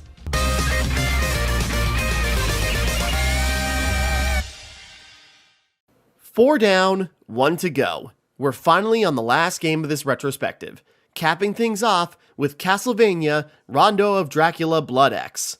Okay, it's really 2 games we have left because the history and release of what is effectively Castlevania 5 gets a bit weird. Rondo of Blood was originally released in late 1993, not on the Super Nintendo like the previous installment, but on the TurboGrafx-16, or PC Engine in America. I was unfamiliar with this system before making this video, but apparently this console with doofy spelling went neck and neck with the SNES and Sega Genesis back in the day, and with an add-on was the first games console that could play games on CDs. It did better in Japan than in North America, but it just didn't have the lasting game libraries of its competition. But what it did have was the next mainline Castlevania game, Rondo of Blood. The story begins with an evil priest named Shaft, and because his name implies that he's a dick, he orchestrates the resurrection of Dracula. In order to stop him once again, we are introduced to the next member of the beloved vampire hunting clan descended from Simon, Richter Belmont. He sets out as Belmonts always do, fist-pumpy walking to hunt down Dracula, who has also kidnapped several women during his siege, including Richter's girlfriend, Annette. Rondo of Blood was very well received and touted as possibly the best game in the series. One of the negative aspects brought up in a review was that it wasn't released in North America so more people could actually play it. The States wouldn't get to play as Richter until 1995, but not without some compromises. Rondo was just too big to fit on an SNES cartridge, so the game was effectively remade to fit on the system. Dracula X was roughly the same, but with redesigned levels and other changes to the presentation and gameplay. The reception was still mostly positive, but compared to Rondo of Blood, it was noticeably lacking. America wouldn't see the original game until 2007 with Dracula X Chronicles for the PSP, another remake of Rondo closer to the original, updated with 2.5D graphics, English translation, and a more fleshed out story. But if you still wanted to play the original PC Engine release, there was a full English port of it as an unlockable in-game, along with its sequel, Symphony of the Night. Both Rondo and Dracula X eventually made their way onto Wii and Wii U virtual consoles in early 2010s, but in the former's case, it was the untranslated Japanese version. And finally, they were re-released again. Rondo of Blood as part of Castlevania Requiem, released in 2018, and Dracula X on the Advance Collection in 2021 along some of the other Game Boy Advance games. So yeah, that's the truncated release history of Castlevania 5. Can I play the game now? I'm going to be playing both just to see the comparisons for myself, and I debated for a while on which one I should start with. Should I start with Castlevania Rob and see what the fuller experience was like first, or should I start with Castlevania DX to try the remixed adventure that would have been possible to play in my country first? I decided to start with Rondo. Since I've already been playing in release order, I might as well just keep doing that. Finally getting us into the game, we start it up and we get a cutscene showing us a sacrifice being performed that leads to Dracula's resurrection, and the rise of the Hellhold. There haven't been cutscenes like this before in the other games, and a few pop up in certain parts across the story and when you save one of the abducted women. When we make our file and start the game, we get a really cool cutscene that's like an anime opening, of monsters rising to attack the populace and capture Annette, as Richter arrives to fulfill his family destiny. The first level is a boss battle against death on your carriage, and it has voice acting. This is just the beginning, and it got me really excited for what was to come. Gameplay-wise, we have an interesting mix of Castlevania 1 simplicity with Castlevania 4 fluidity. Richter can only attack straight ahead like in the first games. No diagonals or floppy whips to be found, unfortunately. And you need to pull out your wallet to buy engagement rings for your jump arcs again, because you really can't adjust yourself in midair. Now that may sound like a downgrade compared to the controls of the last game, but it's really not. Don't get me wrong, I miss some of the extra functionality, but with some of Richter's other skills, you don't feel like you've been weakened. You may be back to committed jumping, but it doesn't feel as stiff as in the first couple games. It feels longer and more responsive even without the momentum control. And by quickly hitting jump twice, you can do a backflip, which is also good for covering larger gaps and for avoiding attacks in combat. It looks really cool, and flipping right over monsters or dodging boss attacks to lead you into your next strike feels awesome. The knockback feels a bit more reactive in a weird way. Sometimes I wasn't knocked back when being brushed by a smaller enemy, meanwhile bigger enemies will send you flying across the room, which hurts, but also gives you some distance to rethink your approach. There are no chain upgrades this time around, but your default weapon appears to be the Morning Star, so it's not like you have a handicap on your main attack, and it feels just as strong as the upgraded whips in the other game, albeit maybe a touch shorter. It may be controlled closer to Castlevania 1 through 3, but it feels more fluid and comfortable like Castlevania 4, even despite the lost whip versatility. But now that we don't have those extra functions to the base attack, sub-weapons become important again to make up for the restrictions. All the sub-weapons you know are back, but they work a little bit differently here.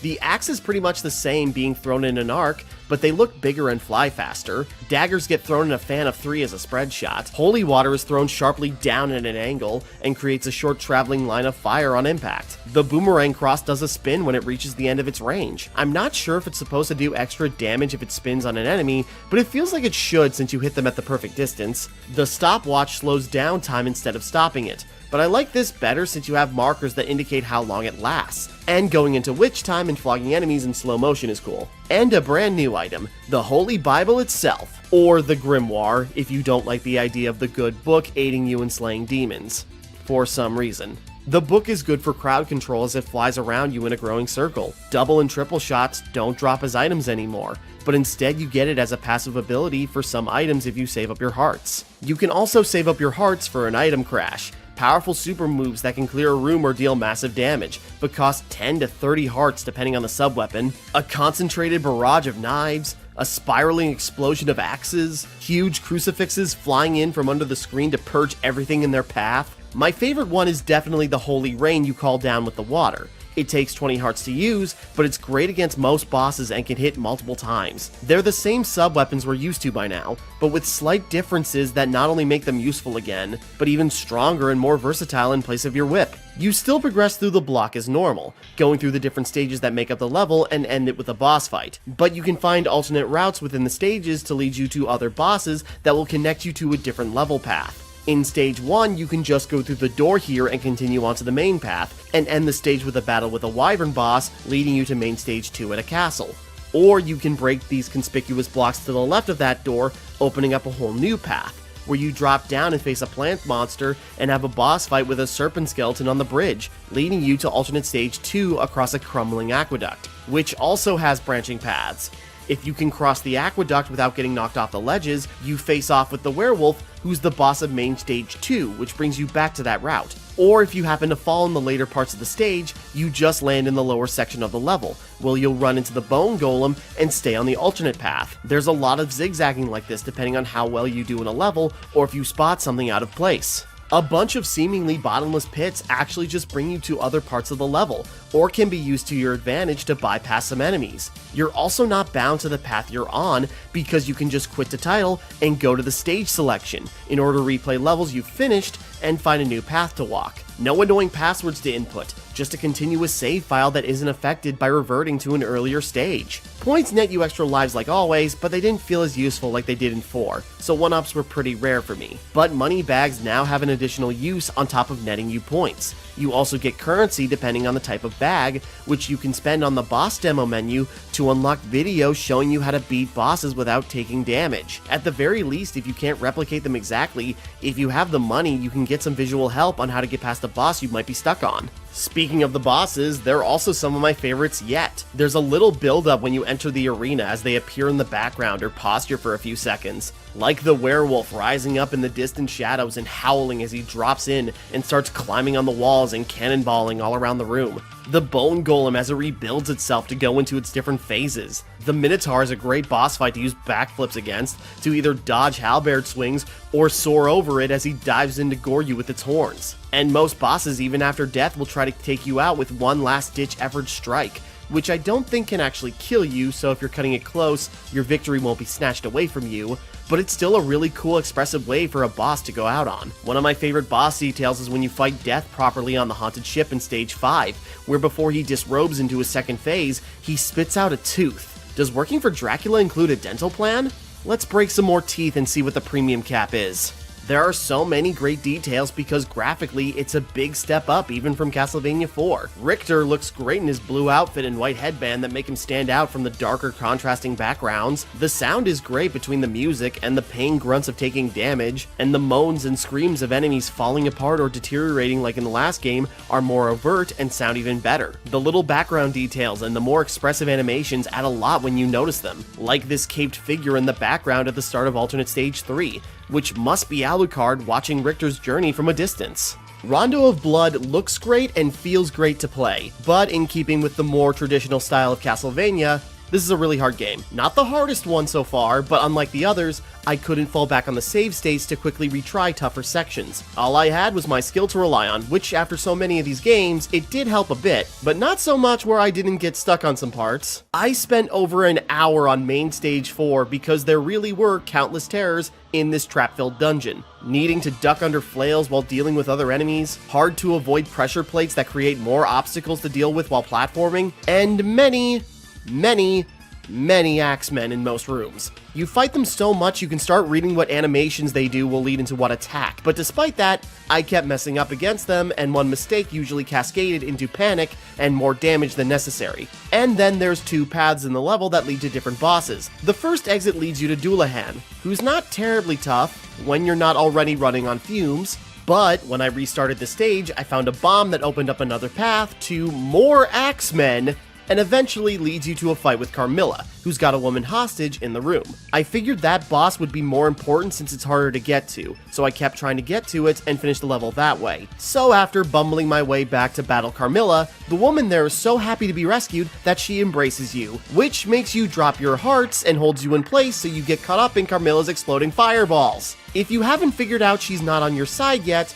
once Carmilla goes up in flames, you'll notice there's still health in the boss gauge, because this woman is actually a corset-wearing cat-eared vampire who will kung fu you to death while you're already exhausted. Her name is Laura, in case you were wondering. After several redos of the level and getting back up to Carmilla and Laura, I finally took them down and was able to move on to stage 5, which wasn't much easier. The stage itself isn't too bad, mainly lots of birds in the latter half, but the true fight against Death is really tough. He summons scythes like he does, then in his second phase he fights more aggressively and can even block your sub-weapons. After stage 5 we get a cutscene of Dracula trying to woo the captured Annette. She's resisting Dracula's offer of immortality as a vampire, but he philosophizes that there's really not a big divide between their kinds. If my existence itself makes me savage, is that not the result of this world? Are not all the people of this age savages as well? I've got a whole tangent about the cutscenes and cast, and we'll get to that later. Things didn't get much easier, but I want to bring special attention to stage 6, which is a boss rush of classic Castlevania staples. The giant bat, Medusa, the mummy, Frankenstein's monster, and then the Dark Wizard Shaft caps things off by smacking you with his balls.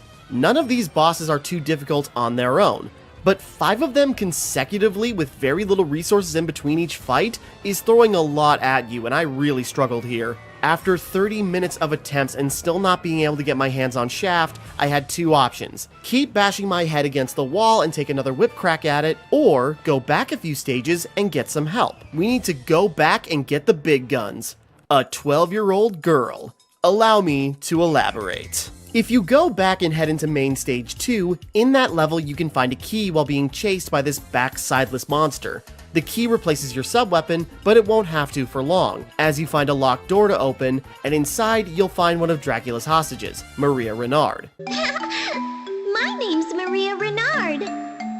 I heard all about you from Annette. She's Annette's younger sister, and after saving her, she offers her aid in battling the horrifying creatures from hell. Richter just laughs her off, but he doesn't yet know the power that slumbers in that pink-clad huntress. You can now choose to play as Maria from the main menu. It's not like the partner system in the third game where you swap between them, but why would you need to play as Richter again when Maria turns out to be possibly the strongest playable character in the game so far? She may be small, but that actually works in her favor because she's short enough where certain attacks go completely over her head without even needing to duck. She moves faster than Richter and has a much higher jump, and then she one-ups him more by being able to double jump. She can even cartwheel and slide so you can move closer to the ground to avoid lower attacks or subvert some platforming. Her incredible mobility is also complemented by her basic attack, which has her tossing out birds in front of her. Their slight upward incline is great for taking out flying enemies, and even though they do the same amount of damage as Richter's whip, she can fire them twice as fast, and their little boomerang effect can make each one hit multiple times, making her damage output insane in the right position. In place of the bladed and religious-themed sub-weapons, Maria calls upon the aid of some animal friends so they can utterly devastate Dracula's minions together. A dragon that swoops across the screen dealing heavy damage, a cat that can run into the same enemy multiple times, a turtle that uses its shell to act as a shield, and while you move slowly and can't attack while it's on, it lasts for quite a while and makes you impervious to pretty much everything. And you can still use item crashes with them. And while there's a little redundancy between them of just flying across the screen to deal damage, they're all still very powerful. Yeah, sure, Richter's Holy Rain power is great and all, but it really can't compete with Maria's little bird friends, giving her the power to call upon a storm of phoenix flame, or summon a dragon that just wipes the screen clear. That one costs over 50 hearts to use, and while it's worth it for the devastation, I do not actually have footage of me doing it myself because it was such a steep cost, and the summons are so fun to use, I was very churlish with my hearts. Maria is great to play as, with her one big weakness being that she's a glass cannon, and can go down in fewer hits than Richter. With how high her damage output can be and her mobility to avoid damage, you can destroy everything in your path and avoid getting hurt, but if you get too cocky and die, it's gonna be an awkward conversation to explain to Annette what happened to her sister. Speaking of Annette, I think we should really get around to saving her and the other girls. In Stage 7, you get a key from a bird protecting her nest, so after killing a mother and scrambling her eggs for some health, later in the level, you find another locked door where Annette is. The path up to here is safe. Now get going! Richter! Wait! Richter! Come back. Yeah, Richter, come back! It's definitely not safe back the way you came. Even if she can somehow climb back up and get past the harpies, the bridge outside collapsed. You just unlocked the door. She is far from safe. I died and I have to restart the stage. I suppose that means I have to bust Annette out again too. Oh, maybe not. I mean, considering what Maria can do, maybe Annette can take care of herself, so long as there's not a locked door in the way. At the end of the stage, you get battered around by the Ghost of Christmas Shaft, and once he's been exorcised, there's nothing between us and Dracula's surprisingly handsome face. Wow, okay, yeah, he's pretty strong. Also really handsome. Like, why did none of you warn me he would be so handsome? But is he stronger than you? If he's as strong as he is handsome, then oh boy. But before we do that, we should probably go save the other girls that were abducted first. They're both in hidden places on the alternate stage path. In alternate stage 3, almost immediately, there's blocks you can break that bring you to a stairway next to a skeleton. And down the stairs we find Tara, who thanks Richter for answering her prayers and wishes him well. Richter, go with God's protection. Then in alternate stage 4, right before the point of no return, you need to backtrack after hitting this frog statue to go down a path with fishmen and find Iris, who patches up your wounds. That should do it. Thank you. Oh no, it's I who should be thanking you. Thank you very much. After the cutscene, your health actually does get refilled, which is a pretty neat detail. If you're playing as Maria and save the others, their dialogue doesn't change, but it's still Maria in the cutscene, which is fun. Watching over you.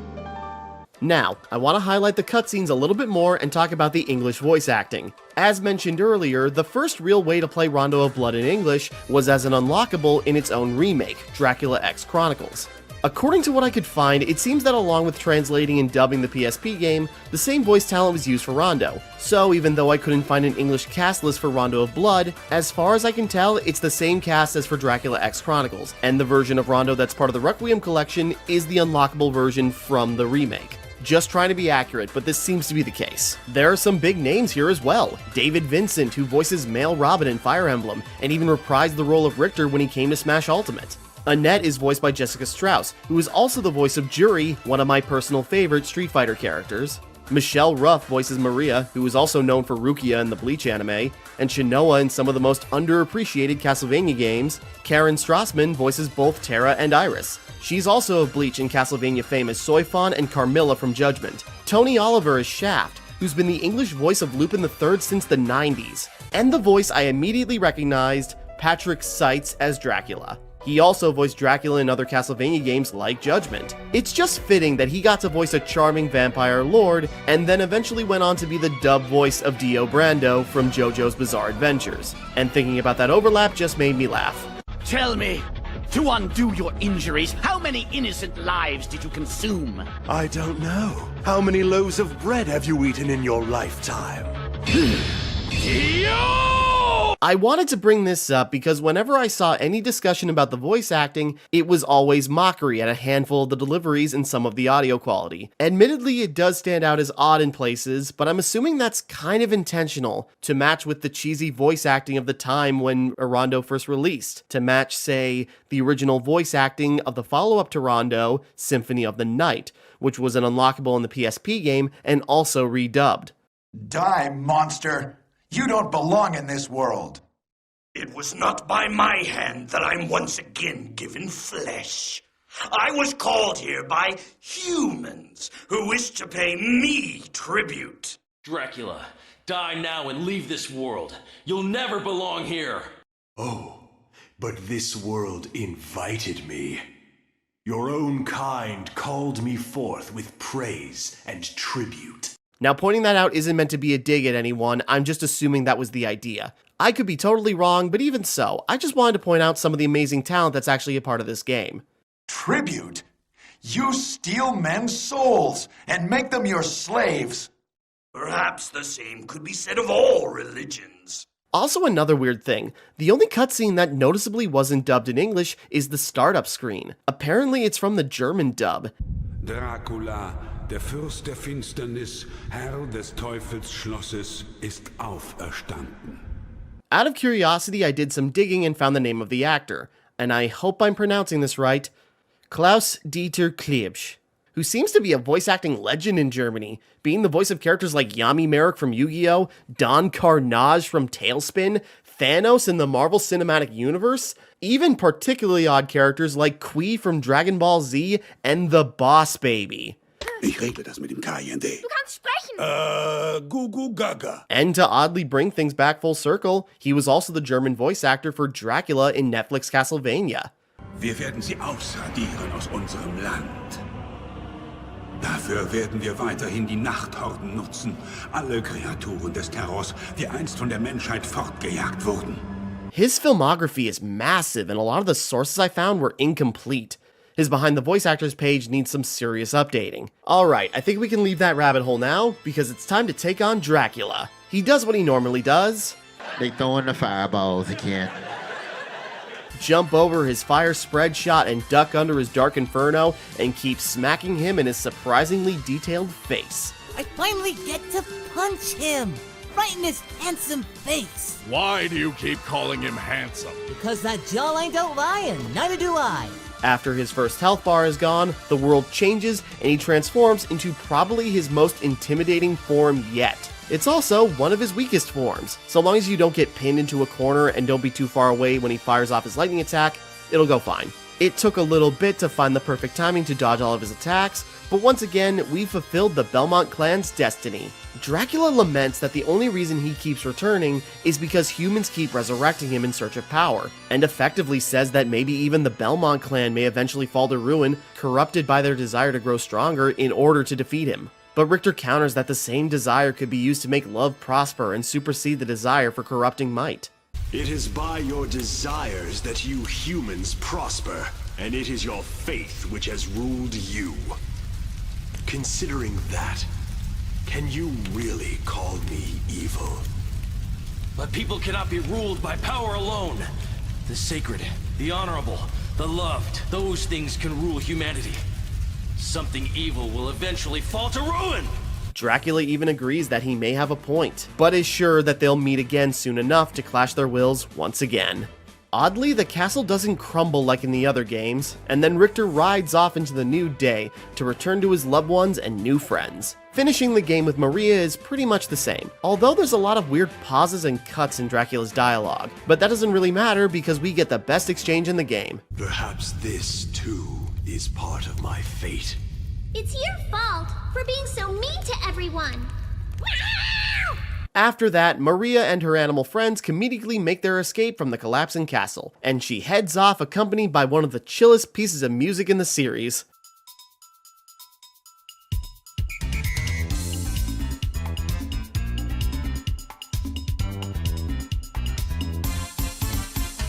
This sounds like it should be played during a game of Limbo. Rondo of Blood is such a good entry in the series, advancing it forward while reeling it back to the gameplay of the earlier games without making it feel antiquated. Simply being able to select levels had me going back and replaying them multiple times for no other reason than to just keep playing the game and seeing where the new paths would lead me even after I had finished it. Maria is great to play as and adds this welcome dash of cuteness. Even her game over screen is adorable. And the voice acted cutscenes do add a little more personality to the characters than we've ever gotten before. Especially for Dracula, who's oddly sympathetic in this game. Like he would be content to just stay dead, but so long as he keeps getting resurrected, he's going to keep laying waste to the people of the world, because it's what they deserve if they keep giving him chances to destroy them. It is not by my own power that I am resurrected. It is the greed of humanity which calls me back. And thus, by might, I rule. Might becomes the one and only justice in this world. Of all the self-serving claptrap, the same basic fate drives all people to seek, to come together, to move forward. That surely can't be an evil thing. Rondo of Blood is a big, replayable, fun game, and in comparison, Dracula X feels like a downgrade. Okay, now I recognize that's an excessively harsh thing to say about Dracula X. However, I'm not going to spend too much time talking about this one. It's one thing to talk about similar games in a franchise continuously. It's another to talk about what's basically a reimagining of the same game. I'm not even going to give this its own script. This doesn't need a separate Google Doc. We have the same story starring Richter as he heads into Dracula's castle while searching for his kidnapped girlfriend Annette and her sister Maria. They're the only two to save this time around, and Maria isn't playable. Richter plays the same and still has the backflip and the altered sub-weapons and item crashes like in Rondo, minus the Holy Grimoire. And a great addition is dropping your previous sub-weapon when you pick up a new one, so you have a few seconds to make sure you don't lose the one you really want if you accidentally picked up the other item. This also happened in Rondo, but I completely forgot to mention it there, so I'm gonna bring it up here. The game begins in a burning village just like Rondo, but with a different layout and other interesting changes, like the behemoth chasing you right away and a boss fight with a Cerberus. After that, with some lip service to similar ideas in Rondo, the levels are completely different, and while most of it's still pretty good, a lot of the sections feel very similar to each other. Platforming with simple stony backgrounds with a handful of floating special platforms and flying enemies doing most of the work. And I know that sounds like a lot of areas in other Castlevania games, but here, very similar looking areas like this happen pretty frequently. Graphically, it still looks good, but I wouldn't say it's better than Castlevania 4. There are some pretty cool bosses like the Cloaked Sorcerer, who's very interesting and comes in 2 phases, but then there's fights like Death on a Clock Tower, where it's hard to avoid him or his sights because there's no platforms to use, and if Death hits you with his body, you are slowed down for a couple of seconds, making it even harder to dodge his attacks. I know I complained about some of the enemy placement in Rondo, but it's nothing compared to here, where you've got spear-wielding knights that block your sub-weapons, are hard to get close to without taking damage because of their reach, and often come in pairs so you can get stabbed through the floor while you're trying to focus on one. These hallways are so annoying and happen several times throughout. Dracula X gets a lot of praise as being one of the harder entries in the series, but at times it feels like Dracula's curse levels of unfair. There are still branching paths that lead to different levels and bosses, but I'm not encouraged to replay or experiment because I'd have to start the game from scratch. You only need to rescue Annette and Maria, but I've heard that's a bit of a nightmare before I even played the game. needing to get through nearly 2 whole stages without dying once so as to not lose the key you need to open their cells and pathways to them. I just decided I wasn't even gonna bother. I saved you 2 in another timeline, so I hope I can be forgiven for not saving you in this one. I took a break near the end of the game, so I had to input a password to get back to where I was, and the one I randomly pulled up online turned out to be one where you already saved Annette and Maria, so I still got the best ending. I take back what I said. I totally meant to rescue you 2 on purpose. The battle with Dracula is functionally the same as in Rondo, but now the arena is a bunch of uneven pillars with bottomless pits between them, so it's very easy to get knocked into them while struggling to get in a good position to even deal damage to Dracula as he teleports around the place. The best way to do this fight is to just load up on hearts in the run-up, stay in one spot, and throw axes. It takes a while and it isn't exciting, but it gets the job done. After his first health bar, he transforms and uses the same moves like in Rondo, but the form he takes is less intimidating and more domineering, if you catch my drift. All I could think about during this fight was that decade-old Dorkly bit. Okay, so the safety word is Alucard. It was here when I realized on accident that the Advanced Collection has a rewind feature. I like when collections like these have rewind as opposed to save states. I mean, it's good to have both, but the rewind is just more efficient. I really do not mean to come off as mostly negative with Dracula X, but all its best qualities, Rondo did better, and all its biggest problems are things Rondo didn't do. I just couldn't get into it, and I do recognize that could be this is the 6th game in a row of these in succession, so I'm getting a bit burnt out talking. But even still, I just couldn't work up the enthusiasm for it. Please understand, Dracula X is not a bad game. It just has the unfortunate position of being compared to Rondo of Blood and Super Castlevania 4. When compared to the former, it really brings into focus just how much had to be cut down in order to get it onto the SNES.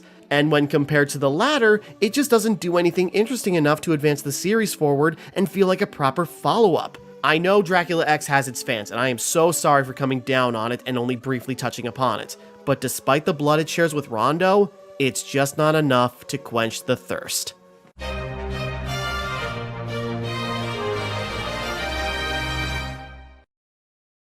You know, when I decided I was going to make a video about classic Castlevania games, I thought it was going to be simpler. Not easy by any means. Editing a video like this never is, even with all the corners I obviously cut, but it was more complex than I expected it to be. Retro games that can be beaten in a few hours apiece with the same gameplay loop? Sure, that's no problem. Let's do 6 of these at once, because each one should only take like 5 minutes to talk about. Then I actually played the games, and some were a lot harder than I expected, and I played through each one at least twice. Then the actual nuances between each release made for a drastically different experience. The straightforwardness of the first game that was then drastically complicated by Simon's Quest, opening the world in an intimidating fashion. Dracula's Curse, despite being closer to the first game, gave you drastically different approaches depending on the partner you had, and then jacked up the difficulty, making the tension boil over. 4 amped up everything except for the difficulty, but it made for a more fluid and faster-paced game, which I enjoyed more. And Rondo was a near-perfect compromise of the early gameplay, mixed with the newer sensibilities. And Dracula X is also here. Challenging, atmospheric, and influential. I can now appreciate just how much my current favorite games have been inspired by the early roots of this franchise. I suppose it would be fitting to end this off by giving a personal ranking of these games from my least to most favorite. Between the 6 games, I know what tiers they go in, but then it's a clash between 2 games in the top, middle, and bottom to decide what their order will be. Taking up the rear, I think this will be a controversial pick, but I'm afraid I'm gonna have to go with Dracula X. I cannot stress enough that I do not think this is a bad game. If you wanted Castlevania 4's graphical fidelity with the gameplay of the earlier games, it scratches that itch, but it felt lacking compared to Rondo. And even by its own merits without making that comparison, for one reason or another, it was just the one in the lineup I had the least amount of fun with. And yes, I am saying I had more fun with Castlevania 2 in comparison. Simon's Quest has its issues, and if I hadn't known what to expect and didn't know the answers to the obscure puzzles to keep the flow going, I probably would have hated it. But because I knew what to do to keep the pace from dropping and didn't get lost, I had fun with the atmosphere of the adventure. I enjoyed the gradual feeling of getting stronger and diving headfirst into danger. The manners were solid dungeons, and the brief moments of interconnectivity were really cool. It was a flawed quest that was held back further by its translation. If there was an official fix that was akin to that ROM hack, Simon's Quest Redaction, this could have been higher on the list, but in its garbled state, it hangs in the lower tier. In the middle, we have another clash between Castlevanias 1 and 3. The first game, despite being very frustrating in the latter half, it got a lot right the first time through, and is probably one of the more balanced games in the set. It still has its unfair moments, but they don't compare to the absurd difficulty of Dracula's Curse. The variety of gameplay the partner system brings adds a lot, and even if they're only minor, the branching level selection adds some changes depending on who you have with you. But the difficulty hike is so high, and there are spots that just feel unfair, and set you back way more than necessary. The characters from Dracula's Curse have gone on to be influential to the series as a whole, but keeping my biases of their other incarnations out of this, I think I'll have to put Dracula's Curse under Castlevania 1. And fighting for the top is the toughest one to decide. Super Castlevania 4 versus Rondo of Blood. 4 was just pure distilled fun for me without really any frustrating moments. It was one of the easier games to get through because of the flexibility of the whip and making it easier to hoard your hearts, but it was still so much fun and you felt so powerful. But even though Rondo balanced things back out, you still felt strong. And the balance of the first game is felt in full force with even greater sub-weapons. Maria is fun to play as and a great reward for exploring the stage thoroughly, and the brief moments to see more of the character's personality shine through in the cutscenes does add a lot for me. It's a tough decision, but I think Rondo of Blood is going to take the top. The replayability with the level selection and the bosses just barely edge it out over Castlevania 4. But even so, these two are easy to pick up, and I'm sure I'll be coming back to both of them as the years go on.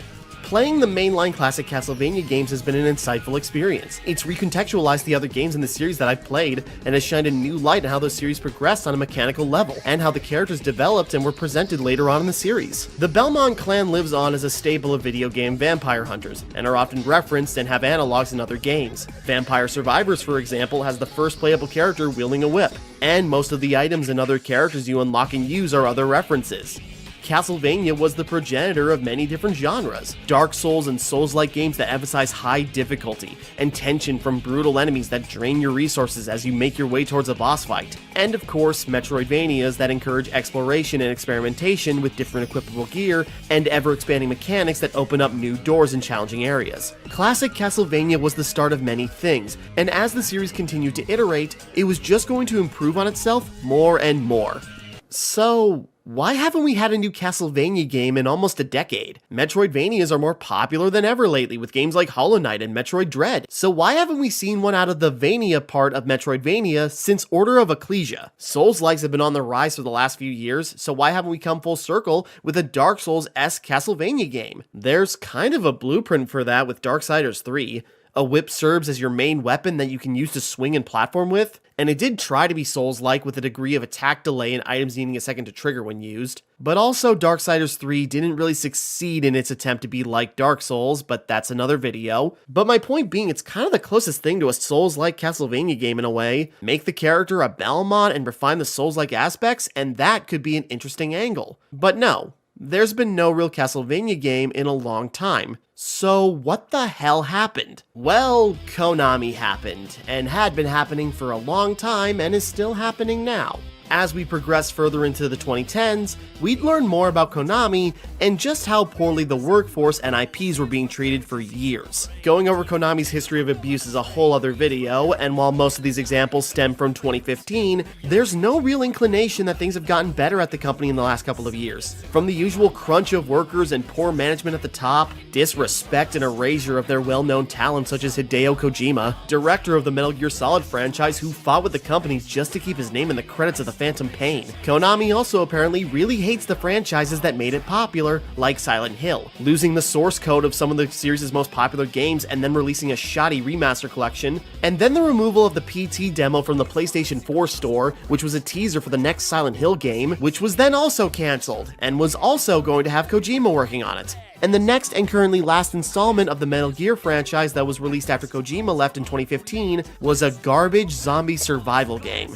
And bringing things back to Castlevania, that franchise wasn't faring any better, as the director of the Metroidvania era of the series, Koji Igarashi, was also getting shafted by the company, passing over his ideas for Lords of Shadow, and he eventually left the company in 2014, which was also the year the last mainline Castlevania game released, Lords of Shadow 2. And look, even as a Lords of Shadow apologist and someone who was really excited for the sequel when it was announced, after seeing the reception, I didn't touch it until like earlier this year.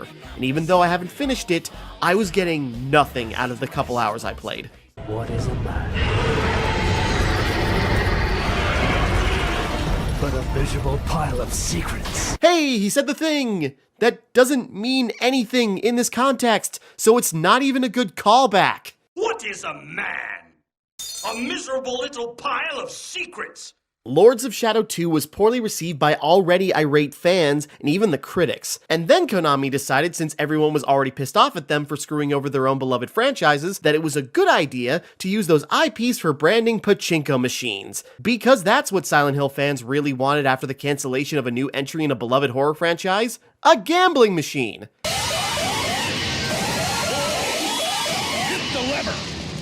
And Castlevania got one too, and one of its selling points was, and I'm not even kidding, erotic violence. No! None of that! Shame on you! The cutscenes and promotional videos done for these machines actually look really good, like they should be trailers and scenes from a full game, but they're not, and it just kind of feels like a waste. Also, while I was in the middle of editing that, I found out that Lords of Shadow also had a slot machine, and it's got original characters and an all-new storyline? What the fuck? And I know Konami don't actually make the machines, they just license out the IPs, and I'm sure they're making more money off the gambling than actually releasing a game, yet none of that money seems to go to making the few games they do release any good, or to paying and treating their employees any better. And with the massive success of the Netflix show, you'd think Konami would have wanted to capitalize on it more and release a new game or something. But no. No new games from Castlevania since 2014. And don't try to be cute and say something like, well, what about Grimoire of Souls on iOS? What about Grimoire of Souls on iOS? Now I'll admit I'm being a bit petulant here. When it was first released, it was a freemium game with microtransactions that shut down less than a year after its beta release in Japan. I thought it wasn't even playable anymore, but it turns out it was released on Apple Arcade. And I did play it for a bit and it was actually kind of fun, but I just don't like playing games on my phone with my thumbs blocking a bunch of the screen. I'd probably be more interested in playing it if it was on Switch or something, but even so, it's not really that close to other Castlevania games. Basic platforming and live service mechanics that just make it a grind rather than a full experience. But even so, as far as Castlevania proper, outside of the re-release collections compiling some of the classic games, and attempting to peddle worthless NFTs, it seems like the series, along with the other franchises Konami has the rights to, aren't coming back in any meaningful way. I guess that's just how things go sometimes, but there are plenty of other titles that fill the hole Castlevania left behind. As I've said too many times now, From Software's Dark Souls series and spin-offs do play off a similar feeling to classic Castlevania, and other Metroidvania games, including Metroid itself, having sporadic returns, along with other indie games that can also scratch the itch, including indie games by the former director of the more beloved Castlevania entries. それで新しいプランを全世界のパブリッシャーにプレゼンしたわけです。ところがそれではビジネスにならないと言われました。納得いかない。このビジョンを実現するには君たちの協力が必要なんだ。After leaving Konami, Igarashi went to Kickstarter with a new studio, Artplay, and taking inspiration from Mighty No. 9 and Yooka-Laylee, crowdfunded a spiritual successor to Castlevania, Bloodstained: Ritual of the Night, released in mid-2019, which is a really good game that I highly recommend. It was one of my favorite games of that year, playing as our heroine Miriam as she traverses the Hellhole to stop her friend Jeebel's reign of destruction, finding new weapons and stealing powers from fallen enemies around the analog of Dracula's castle. It's Castlevania in all but name, with many subtle digs at Konami as a company, from bringing on voice actors from other Konami games to do ironic roles, like Alucard's original voice actor, Robert Belgrade, to voice an Alucard lookalike named OD, who hangs around in the library. David Hayter, voice of Solid Snake in almost every Metal Gear Solid game until he was replaced in The Phantom Pain, is now here voicing Zangetsu, an eye patch-wearing demon hunter. Hidden bosses ranging from gambling machines, which could be seen as a jab at Konami's propensity for pachinko, and the forgotten, rotting corpse of a figure that looks suspiciously like Simon Belmont. And even a game-spanning side quest where you avenge dead villagers, all named after characters from Castlevania games. Bloodstained is basically saying Castlevania has been murdered, and you can avenge them by playing this game. It had a rocky launch though, was a bit of a buggy mess on Switch, and updates for additional content were very delayed, but it captures the essence and fun of Symphony of the Night very well. But if you're looking for something closer to classic Castlevania, Artplay still has you covered, as one of the Kickstarter stretch goals was to develop an NES-style game set in the Bloodstained universe, which came to be Curse of the Moon, released in mid-2018, playing as the demon hunter Zangetsu as he sets off to destroy a powerful demon he sensed. Along the way, running into other characters like Miriam and Jeeble, where you can recruit them to help you in your journey, go it alone, or even kill them and absorb their powers. I loved Curse of the Moon when it came out. Despite my lack of experience with that style of game, it grabbed me in ways I didn't expect. The great pixel art, the fast and responsive gameplay, cool playable characters, and even cooler bosses. It was even in my video of top 5 games of 2018, which I highly recommend you do not watch because it's total garbage.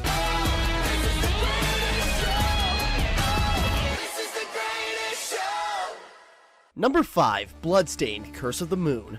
I have no nostalgia for classic Castlevania, but this game makes me feel like I do. But now, having played the games that Curse of the Moon was replicating, I now realize some of my favorite things about it were from those early Castlevania games. The partner system from Castlevania 3, recruiting new characters and their abilities being very similar to Trevor and Cruz. But in Curse of the Moon, the character switching is lightning fast, and you can have all 4 characters in the party at once, and their abilities can be used to find new routes through each level. And the bosses have death throws like in Rondo of Blood, which I thought was such a great detail to cap off the awesome boss fights. The more you played, the more game modes you unlocked to get different endings. It didn't take long to beat, but I played through it like half a dozen times almost consecutively. Admittedly, I was playing on the casual mode because I couldn't stand playing on the default difficulty with the knockback and everything, but now going back to it, I actually kinda like playing with the classic restrictions. Curse of the Moon kind of is the best form of Castlevania 1 and 3 with a dash of 4 and Rondo in the mix. And then out of nowhere, a sequel came out in mid-2020, and even though Curse of the Moon 2 was just more of the same, it was still more Curse of the Moon. It didn't have the same magic as the first one for me, but it was still a close second, with even better character interactions and more to play as, being able to swap between 7 wildly different characters. It got a bit messy admittedly, but the level variety and multiple gameplay modes still made more of the same feel fresh, and the Corgi in the mech suit was the best character. To add insult to injury though, Curse of the Moon 2's reveal trailer came out just a few days after Konami announced Grimoire of Souls was originally shutting down.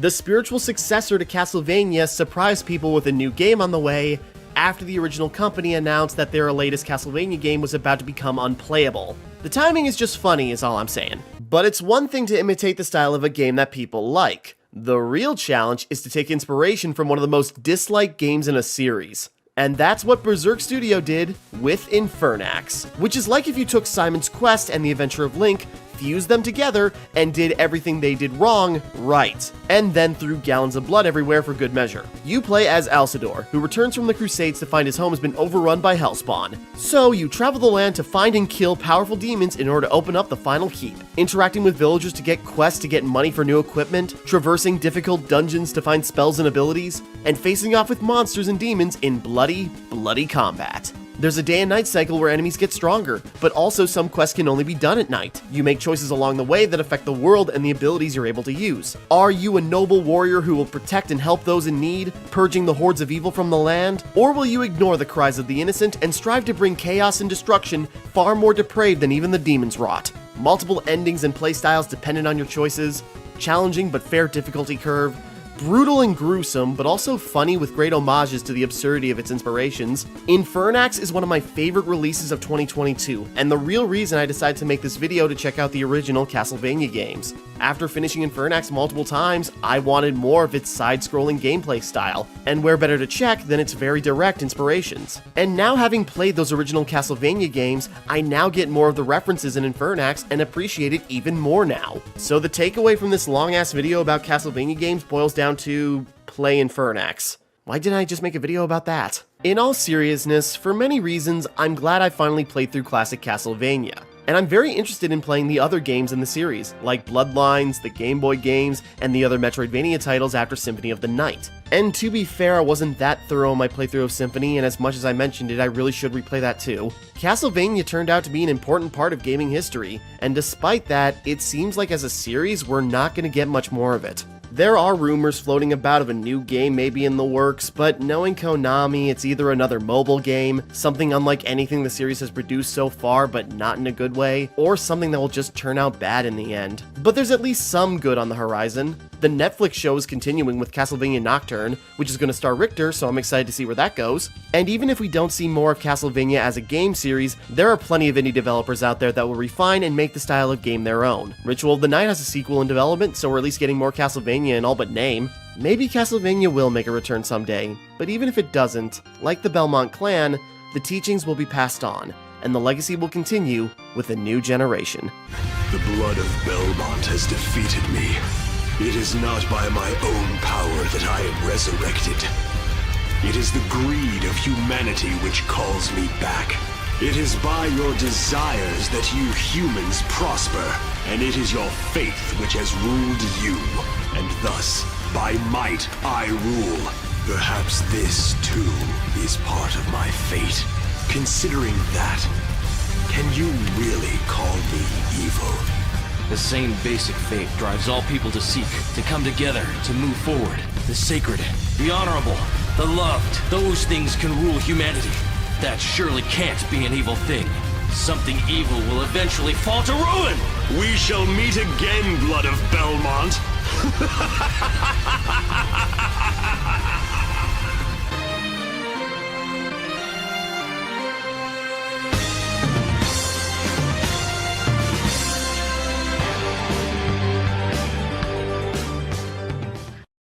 What do you think? Like what you see, huh? Hey, thanks for watching my massive retrospective of classic Castlevania. This video didn't do very well when I originally uploaded it, but hopefully it'll do better on this new channel, where it's not going to be bogged down by Let's Plays. If you want to watch me Let's Play, you can check out my original channel where I played some of the games I've mentioned in the video. If you'd like to support me more directly, you can pledge on my Patreon or make a one-time donation to my Ko-fi. Cards are popping up here and links are in the description. No matter what you do, thank you for watching. Hope you enjoyed, like and subscribe and all that, and here's hoping for a bright future for this new channel.